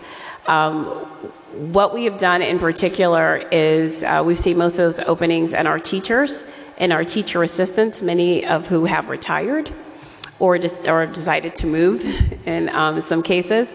And quite frankly, part of it is that we do full day, full year schedules, and they're getting offers to do school year.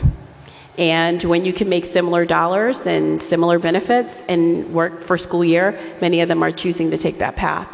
But I think Director Lopez, Assistant Director Lopez might be helpful. Hi, everyone. Nationally, the workforce development for early childhood has taken a big infrastructure hit. It's a national known topic right now. It's a hot topic. So what we're doing in our department to kind of, I want to say, battle this, we had our first career fair that focused on early childhood, which was very successful with our 16 partners. And the vacancies are not only here at the City of Hartford, our providers are also facing the same vacancies. One of the things, like Kim said, it's really related to folks who are in the business for more than 20 years, decided to retire and look for something, like Kim had mentioned, at the Hartford Public Schools where they have summers off, but are also looking at the wage increase right now nationally, the need of childcare. COVID has really brought a lens to early childhood that it hasn't had in a long time, especially when it comes to the quality and the requirements someone needs. It's a very stringent program, and in order to have quality programs, we have to have quality staff, but we also have to have a quality reimbursement way for folks to really be in this field. So right now we're working with Capital Capital Community College to try to really focus on getting folks really interested in this field. So we're having 20 providers. We have 20 slots with Capital Community College to try to service our providers that we're working with, 16 providers throughout our school readiness program to fill in those slots. And we're also tailoring our service to each and every provider because each system is different. So looking at the workforce, it has different layers. So we've been collecting this information and servicing our folks and really just working from the ground up to see how we can repair it. But nationally, it's an issue. Okay, and is that including hiring interns, but paid positions for interns? It includes a rapid program, an accelerated program with Capital Community College to make sure they have the 12 college credits in order to be part of that career ladder. The career ladder for early childhood, it's a wide one. The requirements in order to be in the classroom are very stringent requirements. Most of them you need a bachelor's degree, so that entry level requirement is something that we're focusing on to really try to build up that career ladder with folks. Okay, thank you. And my last question is just so I can get a better understanding. On one of the slides on your presentation, you're looking for council to allocate $14 million towards your department. Is that what? So the $14 million was American Rescue Plan dollars that have already been allocated to, and so basically we manage it on behalf of the city, youth services and support that was allocated through the American Rescue Plan. So you already received it? Yeah, yes. Okay. So we receive it for like year 1, year 2, et cetera. So it's going through phase per year. Okay, that's all. Thank you, Madam President. Thank you. Councilman Gale?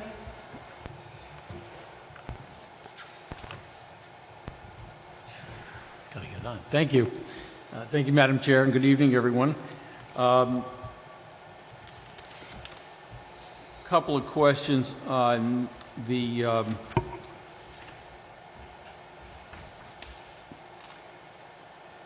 you indicated that you had 736 youth that were involved in a summer youth employment and learning program, and I'm just wondering what type of employment, you know, what were these, and what were the ages of these youth?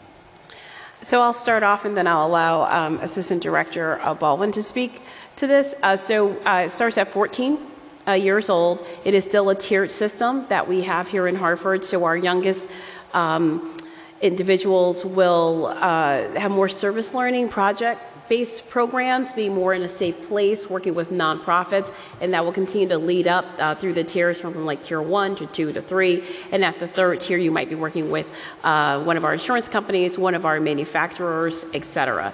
So with that, I think I'll turn it over to Assistant Director Baldwin.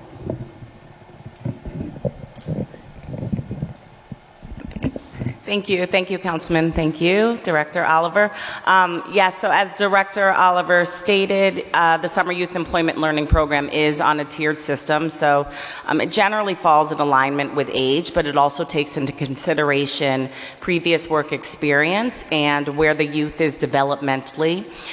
So, for example, in the tier 1 slots, the young people may be placed with an organization that can provide them one-on-one support as they are gaining their service learning experience. And then, you know, it will gradually go up from there. So the youth that have either that they're older youth or that they have more work experience can be placed in different agencies, and the providers that are actually managing the summer youth employment program makes the connections with the employers as well as with support through Capital Workforce Partners. So they can be placed, as Director Oliver stated, in multiple sectors, so manufacturing, retail are big ones. We also, just to make note, we also host young people here at the City of Hartford, various departments that request to have youth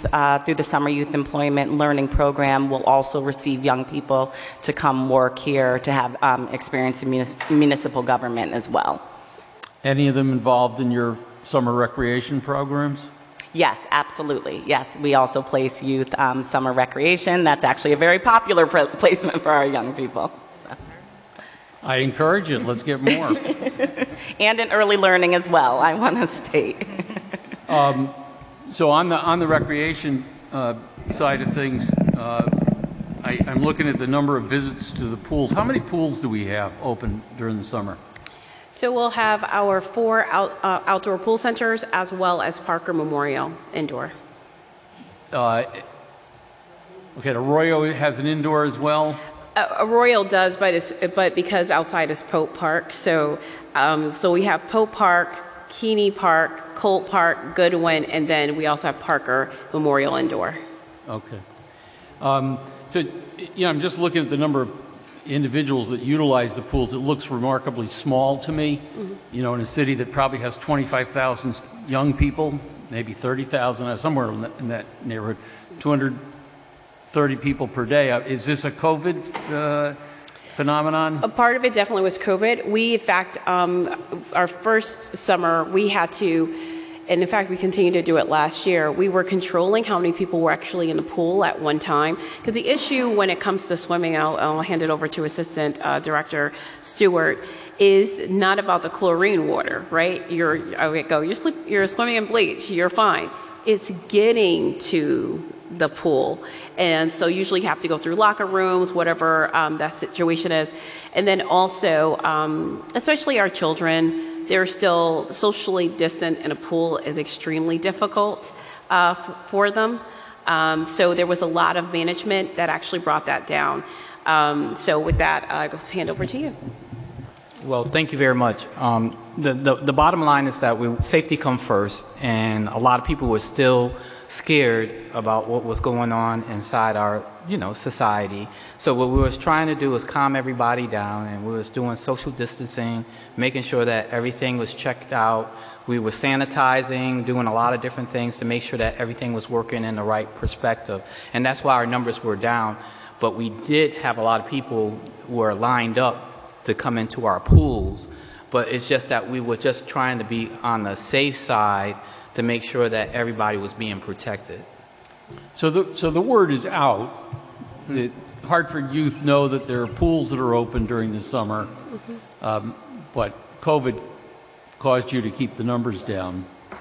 So yeah, we are expecting, hopefully we continue to have, we're having a slight surge right now, but we are expecting to be able to go somewhat back to normal for this summer. I will tell you, pools like especially Colt Park pool will be packed.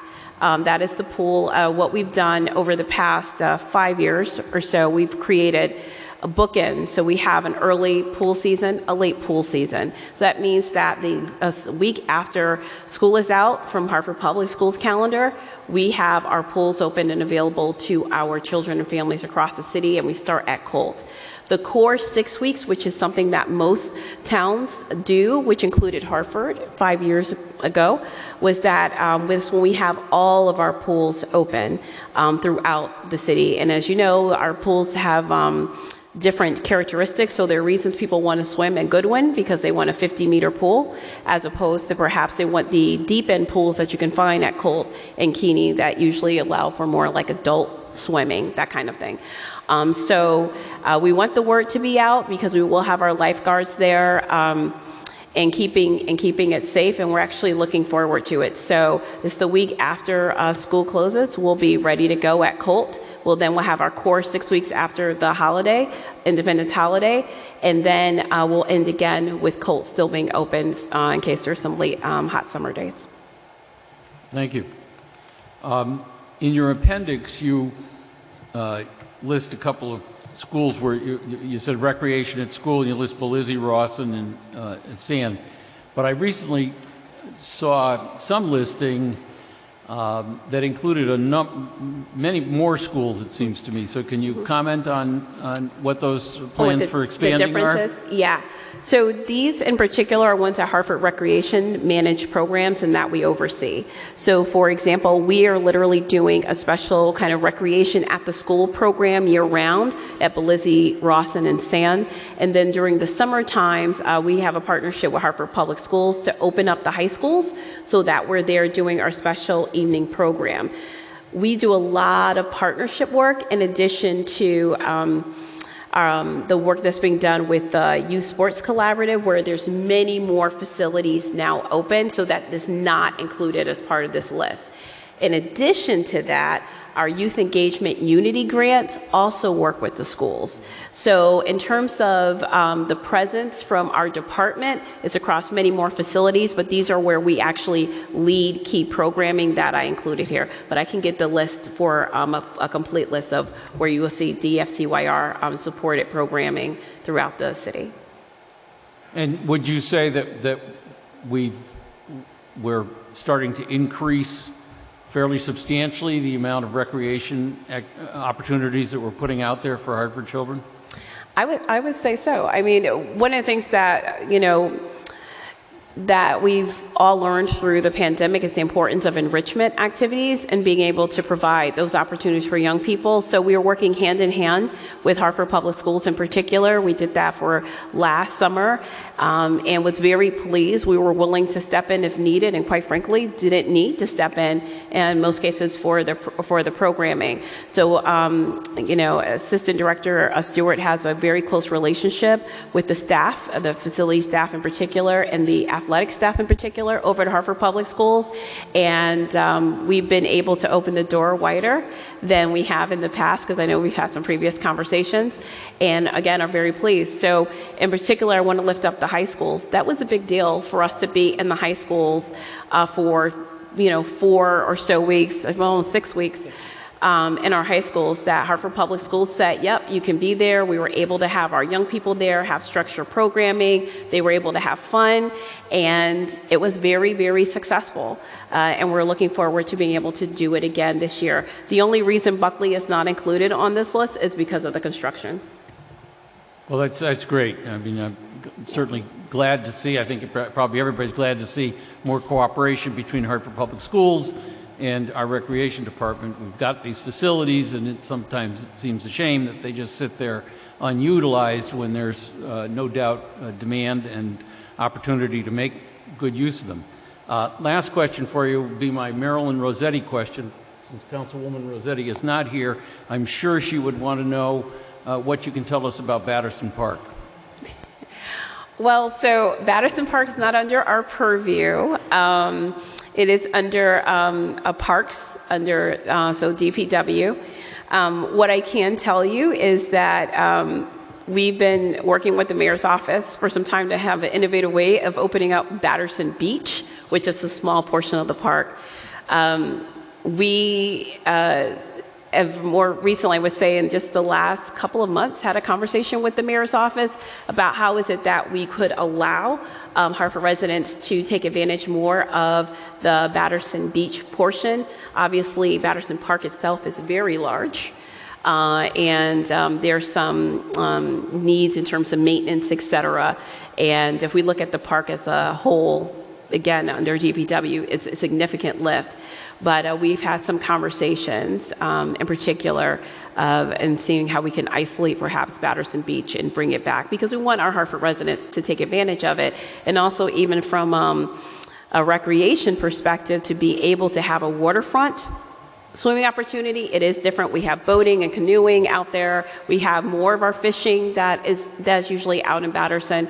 So we are supportive, but also, like I said, trying to think outside of the box in a way to make sure it's safe for our residents to be able to go out there and still take advantage of something that's right to all of us here in Hartford. So not this summer, but coming soon to a summer near you? Yes, correct. Our goal is that we're very, very hopeful. Usually Batterson when it's open is usually about 4 months or so, like Memorial Day type of thing. And so we're hoping for next year. So yeah, we're trying to, again, come up with some good stuff. And the good news is it's great conversation and productive conversation with the mayor's office. Thank you. Thank you, Madam Chair. Thank you, Councilman. Councilwoman Hercules. Thank you. Through you, Madam Chair. First, thank you, Director Stewart, Assistant Director Stewart, Director Oliver, Assistant Director Baldwin, and Assistant Director Lopez for your presentation, as well as the work that you do. Both of my children have participated in the Summer Youth Employment Program, not her, but my two older children, and they learn a great deal from it. So very grateful for that program as a parent, that it exists in our community. One of the things that I'm just noticing, and I know this all too well, is your department is largely funded by grants, like almost 4 times what the city gives. And so I'm curious about the planning, the contingency planning that goes into place when grants are not available, when grants are reduced, because there's a significant portion of the budget that comes from that, and that allows you to do all of the great work that you do. And I imagine even a slight decrease in those grants would have a huge impact on the overall operation. So if you could just speak a little bit about that, what you anticipate, maybe not the next year, but the trends that maybe you've seen with respect to grants for your programming. Yes, thank you for that question. We do a lot of work around resource development, and we're very fortunate in our department that myself, a professional proposal writer, as well as Assistant Director Baldwin, a professional proposal writers. And we have staff that we actually have resource development plans around. To your point around trends, there's a lot of money out right now because of the American Rescue Plan dollars and other COVID-related relief dollars. But what we're seeing is a lot of funding as it relates to the Department of Justice and youth justice work. That is something that we do take into our planning. What is the kind of the hot topic, the one that everybody seems to be running to at the time, in addition to the ones that are a little bit more stable, which is more of our employment programs, we'll see a lot more of US DOL programs. So we do a lot of grant writing, and we don't always win our grants. We had an amazing proposal that we were very proud of that we put in front of U.S. Department of Justice and got some really good feedback, and it was a very complex grant to help high-risk young people, and we didn't receive it. And it's something that we do and we're committed to because, to your point, we're so dependent upon grants. In particular, most of our grants, as I mentioned earlier, is from early learning, and it's based on state funding. The good news is that's based on the School Readiness Public Act, so it's written into law. So that one's good. However, there are issues as it relates to reimbursement rates, right? And the increasing cost of childcare and what it takes to actually run these centers. So we are consistently working with our private funders in particular. So right now, one of the key themes that's coming out is the fact that a lot of our private philanthropic partners want to know how is it that we're able to tap into what's not being met by these COVID relief dollars. The other thing that we are doing, not just for ourselves, is building a capacity, and I think Assistant Director, I'll maybe have you speak to this a bit, of our partner programs. So again, right now with American Rescue Plan dollars, there's dollars out there. We worked really hard to create a program that would be accessible to most folks, but there is definitely an opportunity for us to strengthen, as a larger system, our ability to secure funding. And I think at that, I'll go ahead and let you speak, Assistant Director Baldwin, to some of the capacity building. Thank you. Thank you, Councilwoman.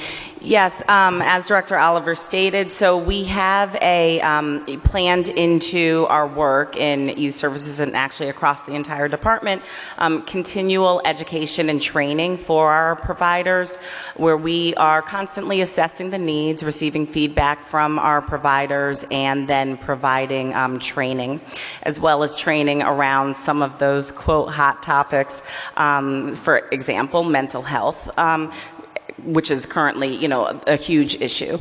So we look at all of that and then look at how to build and sustain those programs through providing them with training and capacity building opportunities, just as part of the work that we do naturally, but definitely with most recently having such a robust grant funding portfolio of providers, we make sure that we are giving those opportunities continuously to those providers, which you can see in the appendix, which are, a large group, but also open to the general public as well. So we definitely make that a priority in our work, and absolutely will continue to commit to doing so. So just my last question is kind of a follow-up along the lines that you were speaking on, because I think sometimes there's a little confusion about the work that the city does with respect to your department and how that work is, in a sense, not farmed out, but essentially partnered with other nonprofits in the community. So could you just speak a little bit about the way that your office and your department goes about capturing outcomes and reporting on the activity that's happening that is not necessarily the work inside the city, but within partnership with the nonprofits in the community? Yes, definitely. Thank you for the question. And I'm going to put this back over to Assistant Baldwin. We do a lot of work capturing data because, to your point, number one, we want to know if it's impactful work, quite frankly. And then number two, being able to allocate our resources for technical assistance. One thing I want to lift up is that we also do proposal training for some of our providers as well. But we definitely have areas, whether it's in recreation, we do a lot of, for example, a lot of work in terms of first aid CPR training, and because we find that is usually sometimes a gap, but we need that service delivery and making sure our young people are safe. We do similar in early learning, and at one point we're actually bringing folks into Hartford before the pandemic to do some of that training, 200 people in one event type of thing. But I will go ahead and turn this over because I think capturing the data, something Assistant Baldwin can speak to well. Thank you. Yes, so outcomes and data is a very critical part of our work. So we do require outcomes and data for all of our grant-funded partners and providers, but we give them the ability and training, if necessary, to be able to help them, because our providers actually come from a wide range of capacities, especially when it comes to outcome and data collection. We do have specific outcomes that we look to see as a city department, which, you know, are required of our grantees, but there's also a lot of room to allow our providers to tell them what outcomes, you know, they produce and how they capture that. We think that's important to know where they are, to help also further inform our work. And one other thing that I will just mention is that in our department, we also try to be on the forefront of outcome development. For example, with our Truancy Initiative, which is such a large new statewide initiative, we really have positioned ourselves to be able to help to look strategically at outcomes as it's related to that, and to help develop it as the whole system is being developed. Thank you. And this is just a comment, if it's not, only because you know, it was back in the day when I was working with you guys. So if that outcome data is not presently on the website, I would encourage it to be, because I think there's a lot of, again, misinformation. There's so much activity going on in our city with respect to our youth, so many positive things that I know very intimately, right? And I think having that data published, you know, the same reports that you all capture from the nonprofits to say, this is how many youth we impacted, this is the outcomes, and this is what we're going to do next year, is really helpful, because folks don't often know, and I think having it public facing as much as possible to champion what you're doing in partnership with all of our wonderful nonprofits can only help tell our narrative that we're doing a lot of great work with our youth in Hartford. So thank you so much. Thank you, Councilwoman. I will also acknowledge when you said that we can take advantage of the results framework that actually Assistant Director Baldwin created as a guide to our providers, and figure out how to put that up as a dashboard on our website. Definitely do it. Thank you. Councilman Mishtam. Thank you, Madam President, and thanks to all of you, both for the presentation and for the work. I see it. I work my day job. I work in juvenile court, so I see a lot of kids and families who get a lot out of what you all do. So I appreciate you. I actually wanted to start with a question about the JRB, because I used to be in delinquency, but now I'm mostly in DCF, so I don't see it as much. But is the JRB basically, if the referral comes out of juvenile court, you take them, there's no wait list, like capacity is fine in that regard? That's correct. We have 200 that we can take per year.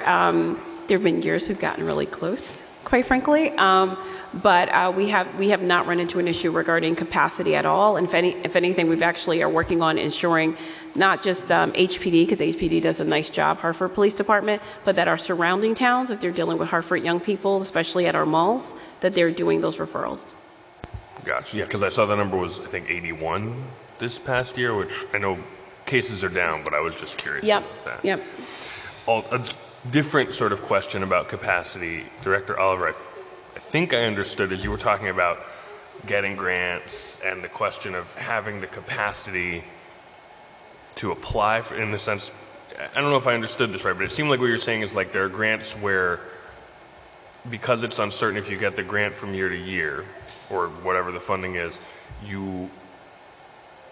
you're sort of limited, like, you know, the amount of money you know you have is limited, and then the amount of money that's uncertain is very big. And so I guess my question is, does a bigger general fund budget help to get more grants by sort of, you have more staff, you have more capacity, or is it just catch as catch can? So the good news is when we leverage our funds, we're not just dependent upon our general funds. We're able to do the mix, especially with our private dollars. So, for example, when we got the Learning Hub support from Hartford Foundation for Public Giving, that was almost $500,000. So we're able to match up that way. What we do internally is, fortunately, between myself and Ms. Baldwin, as well as I have another staff member, we're always working on our resource development plan. And we also know the seasons, especially for our state and our federal grants. So we know for example, the summer, Department of Justice is going to start releasing their youth grants. So we've been able to work in that cycle, and fortunately, because we have great partnerships, like I said, especially with Hartford Foundation, I don't think the additional dollars make as much of a difference as much as us being able to continue leverage that mixed bag of dollars, which is very attractive to most funders. Gotcha. Thank you. All of those numbers, like you listed, X number of preschool spots, X number of family childcare spots. What are those capacity? Is there a wait list? Are you turning folks away? Like, what does that look like? It's mixed, and I can also bring in Assistant Director Lopez. So we do have some wait lists at our preschool slots. I can tell you before the pandemic, we definitely had wait lists at our preschool slots. What's happened is over the pandemic, a lot more families are taking care of their own children or working with family childcare providers.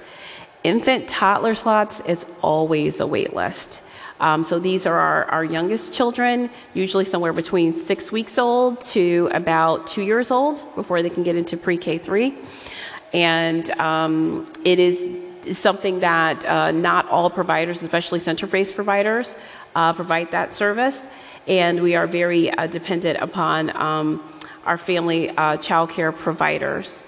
The other thing is, well, I think that's basically most of it, because we estimate there's about 1,500 young people or children born in Hartford per year. And so when you start looking at that number and looking at who your licensed providers are, whether they're family childcare providers or center-based, again, it's your infant toddler. Even at our partner at CREC, Early Head Start right now has about 100 families on the wait list, as an example. But Assistant Director Lopez, I don't know if there's anything you want to add? Are you all set? Okay. Remember, you got to. Sorry. In regards to capacity, it looks different underneath different lenses. Kim, the director, Kim Oliver, has stated, we have family child care providers, over 70 child care providers that have a different capacity. They have infant and toddler, but they also have after school. And then we have our center base. Right now in that capacity, we have an opening of 500 within our 16 licensed daycare providers that we provide school readiness funding. So increasing utilization is one of our focuses this year, especially with the workforce. So it goes hand in hand. Before you give the mic away, because I have a feeling you might be able to answer this, Director Oliver said that the biggest wait list is for the youngest kids. Do you have a sense, and if not, you can tell me later, like what is the ratio of like how many are getting in versus how many are on the wait list? I don't have that information off the top of my head, but I can definitely get it for you and provide you that information. But off of the top of my head, I don't have it. Fair enough. One last question, I guess we'll see who can answer it. How many folks in Peace Builders, how many Peace Builders are there currently? Assistant Director, do you want us to do? Okay, I'll start, I guess.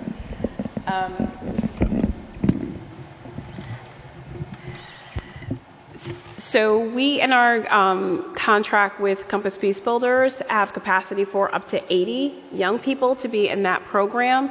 However, we did work with them last calendar year with support from additional state funding to increase that number because they were able to bring in 2 additional staff, which is extremely difficult crisis intervention staff to find and secure. And they were able to increase that by another 30, I believe, young people, for example. There are also some of those subpopulations of Peace Builders who have different levels of risk that I know you're very well aware of. And we do have, unfortunately, some people, our young people, who are in imminent danger. And those numbers are very small numbers, but the needs are very extreme and very intense. And the support that some of our Peace Builder staff have to provide for just those smaller number of individuals is very time intensive as well.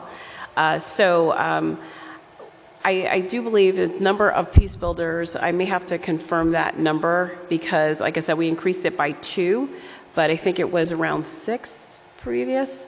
And yeah, and then we were able to increase it by 2. How many? I didn't hear you. Oh, it was like 5 or 6 peace builders, and then we increased it by 2 with that additional state funding, and they've agreed to sustain. Okay, and there's no vacancies in that right now, right?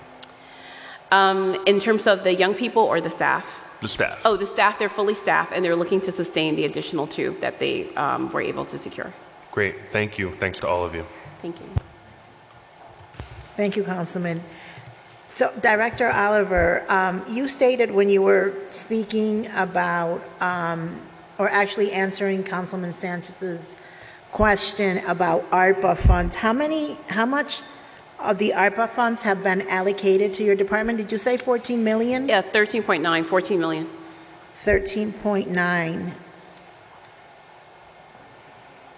And that's been in the last year and a half? So that is for the total 3 years. So the way it works is that, for example, this first line, I just went back to the slide. The Youth Engagement Grant Program is based on having about $2.5 million per year. But that's over the total 3 years through December 2024. So we're holding back on some of those dollars so that we have additional rounds of grants that we can provide out. Okay. Did you state that there's been a delay in some of the funds coming over? Or am I incorrect? You did no, not say there's not been a delay. No, sorry. Okay. There's not been a delay. So moving along to the pools. So you know you have gotten emails from Councilwoman Rossetti and myself regarding the pools. How are we doing with hiring the lifeguards? And now I hand this over to Assistant Director Stewart. I can tell we do have lifeguards coming in, and we're very thankful to the union agreement that increased the wages of our lifeguards to $15 an hour to bring us into market because we have fallen below market. And quite frankly, our young people, in addition to lifeguarding, they can work at the local retail store and make more dollars. So that has been at times difficult. We do have 10 young people right now in our 10 young people right now in our lifeguard program. And I hear that the training to become a lifeguard is not that difficult, right? So, okay, I'm going to let it's not. It actually is pretty difficult. I want to use the example of the brick. Yeah. So perhaps Assistant Director. I feel like I'm being tested. So, for example, to be a lifeguard, you have to be able, in the deep end pool, be able to dive and retrieve a brick and bring it all the way back up to the surface. That sounds pretty simple. Most people cannot do that. They will not be able to be calm enough in that water, be able to have the strength in terms of holding their breath and bringing that up. In addition, there's certain body weights that you have to be able to pull to be able to support, etc. The other thing that happens usually with lifeguard training is, and we had this happen in the past, where we have young people really interested and then they realize how serious it is. It's lifeguards. This is a life or death situation. You have someone's life in your hands. And we do have usually a small number, but some of our young people that their skills in terms of physical ability is there, but not in terms of that mental capacity to be able to take that on. The last thing I'll say in terms of swimming skills, one of the things we were able to tap into in the past was this natural pipeline we have from our high school swim teams. And as that has somewhat decreased over the years, we no longer have that natural pipeline. So again, usually when we're working with folks to train them to become lifeguards, believe it or not, we're talking about water safety first. It is not initially about getting your American Red Cross lifeguard card. It is actually going all the way back to water safety, making sure that, oh, you think you know how to swim, you're actually swimming correctly, etc. So we're spending weeks with most of our trainees, somewhere between 4 to 6 weeks to get them on board. And then they take the test and they can become a lifeguard. So would it be safe to say that we will not have any problems with our pools open this summer and, you know, making a priority Goodwin and Pope Park or the Arroyo Center? We do not anticipate any problems, and part of it, quite frankly, is the commitment of our staff. We have staff that step up and they're willing to do overtime. We have to do it in a safe way. Lifeguarding, you can only do so much time before your eyes are affected, etc. It is because of our staff and the dedication of our staff we're able to do it, and I'm very thankful to them. Thank you. So now going back to the daycare slot openings where you said 100 families, did you? So that's just family. That's actually not the composition of how many children each family member has, right? So you could say that there's 100 families, but some moms could have 5 kids, others could have 3 kids. So based on the current wait list that you have, do you know how many children need daycare assistance? So the example I was using, just to clarify, was early Head Start example, where there's about 100 families on that wait list. But to your point, one of them can have 2 children, say they're twins, etc. That was just an example for one program. Usually our wait lists are almost the same amount of the number of slots that those programs have for infant toddler in particular. The other programs, as they get a little bit older, partly because you have magnet schools, you have more options in terms of your childcare, you don't see the intensity of those number of wait lists. The other piece that we've seen is that more and more families are working with family childcare providers and keeping them longer with family childcare providers. So we don't see the same intensity of the wait list as we get to pre-K 3 and pre-K 4 as we do with infant toddler. Okay, so Highland Park, who can give me a status of what services are provided from Highland Park? The services currently provided at Highland, we do have an infant toddler room as well as we do a preschool classroom. So it's our early learning work that's in Highland. And is that full to capacity? At this time, it's not full to capacity, no. But okay. So it's not full to capacity, but is part of that wait list toddlers and early childhood? So that's correct. We have one infant toddler classroom, and going a little deeper into technicalities, you can only have 8 small children in a classroom as opposed to 20 perhaps in a preschool classroom.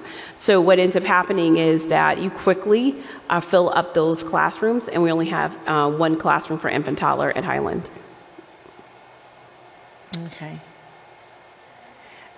Okay, thank you for that information. So when do the pools open up again?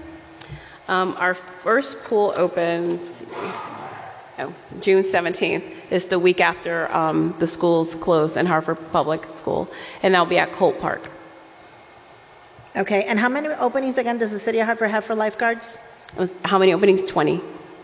I'm sorry? 20. 20, and out of those 20, you only have 10 so far that have committed. So what are we doing to try to encourage other individuals to take this training? So we did a press conference with the mayor, as well as we are part of Connecticut Recreation and Parks Association, as well as National Recreation and Parks Association. My team, including Assistant Director Stewart, we're in constant communication with our other towns. We have over time and sometimes lost some of our lifeguards who will tell us they loved working with us, but they were able to perhaps get better wages at a surrounding town, and working with them to see, okay, is there a way for us to get them back? Because we used to get poached because we were known for having a strong lifeguard program, quite frankly, in Hartford. So we're consistently working on this. We actually have a aquatic supervisor that this is part of what he's working on all the time, is recruitment. So unfortunately, there is that national shortage of lifeguards, just not as many young people go into lifeguarding. We work with the coaches still at the high schools to see if there's young people who are interested, who they may have advanced swimming skills, so it is more about them just getting through the exam for lifeguards. But it's been a consistent recruitment strategy. Okay, and this is my last question. So, there hasn't been a department, or I haven't spoke with a department head who hasn't said to me that, we have a lot of vacant job openings, and that is a national issue. Like, we know it's a national issue, right? And so we need to think outside the box of how are we going to, fill these positions. So I know that, and I'm sorry, I forgot your name. Charlene, that you guys had a job fair the other day?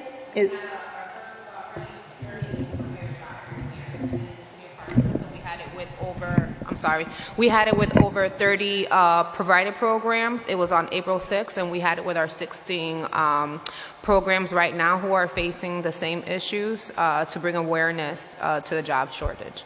Okay, and how successful was that? It was successful because of the network. The feedback that we got back from the providers was that, just the networking that they received was great. The marketing component that we hindered on was amazing. Which was, can you elaborate on that? For marketing, yes. We did a lot of marketing within our network, within our provider network. We also reached out to colleges. We reached out to, the mayor was instrumental when he went on, on the news with the report. It was a lot of networking that we did. We also reached out to CT Shares.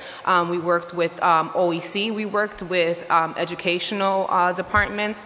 The team worked really, really hard on marketing this to try to bring out a good pool of people. Some people got interviewed on the spot. It brought a lot of awareness to early learning, but the networking that the providers received was instrumental to their programming. So how many hires and how many interviews? Do you have that information? Actually, our OPP staff, Naya, who's not with us right now, she moved on to OPP, who helped us with that report. She did a report of what she did strategically to kind of network that. We use social media. So she did compile a report that I can give to you of what marketing did she use. So we try to empower our OPP intern that was part of our team to try to take that on, especially when it came to marketing. That was one of her passions, so we really used her in that effort. So she compiled a little report before she got hired at OPP as a full-time youth service worker. Okay, so this was 30 days ago, correct? Yes. You stated? Okay, so that if you could remember, who has started new in your department that was hired from that job fair? Excuse me? I didn't hear you. To the best of your recollection, how many individuals were hired and are now working in the department from that job fair? I don't have an exact number of how many were hired. I can say that with our postings right now, our cert list has went up tremendously, especially with the collaboration that we've done with CT Shares and with the colleges. I received a cert list right now of, I think it was 4 people on it for teacher, but I can confirm that number with you. I'm just giving you something off the top of my head because I was so surprised to see that. So we work vigorously and we think outside the box of how we're gonna work and pull people in. We work with HR, and we've also been working with different colleges to try to make this opportunity available to folks. Okay. Thank you. You're welcome. Councilwoman Surgeon? Great. Thank you, Madam Chair. And good evening.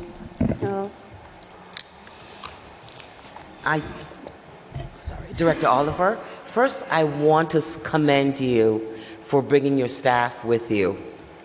Thank you. That was really impressive to see your staff that is after work coming to one of the budget hearings. So thank you for doing that. And thank your staff for watching, whoever is there watching. Hello, and I'm glad you're still with us. Thank so you. I just want to commend you for that. Thank you. It's really impressive to see that your staff has worked all day with you and decided to spend the evening with you in your support. So that shows, to me anyway, the type of manager you are. Thank you. Okay. So most of my questions, because I wasn't prepared to go first tonight, has been answered.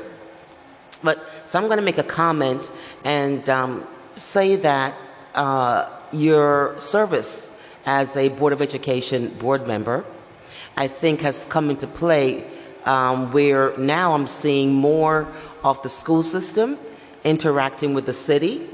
Yes. So this is a welcome, very much welcome partnership, which has not been there for decades with the city. So I want to commend you for volunteering. I'm going to use the volunteering as a board member and to make that partnership with the city work.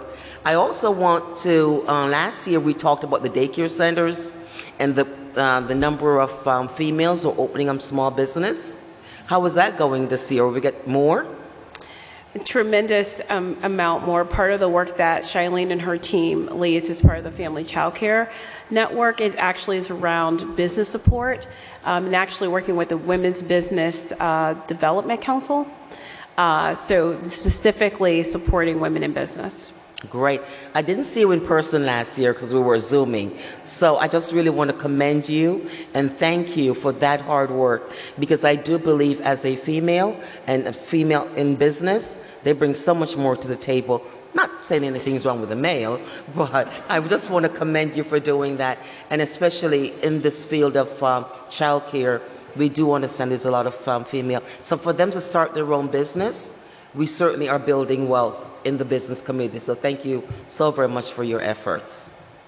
Thank you. So Madam Chair, I think most of my questions has been answered, and I'm not going to hold up Director Oliver. You know, she's been wonderful to bring her staff again with us. So thank you so very much for joining us tonight. Thank you, Councilwoman. Thank you, Councilwoman Surgeon. Again, thank you for a great presentation. It was very nice to see you all. Have a good evening. And now we're going to take a break for 15 minutes, and when we come back, we will be doing the Hartford Police Department budget presentation through Zoom. For the public who's watching us, the presentation will be broadcasted on Hartford Public Access TV, Comcast Channel 96, Frontier Government Channel 6032. So we will see you in 15 minutes on Zoom. Thank you.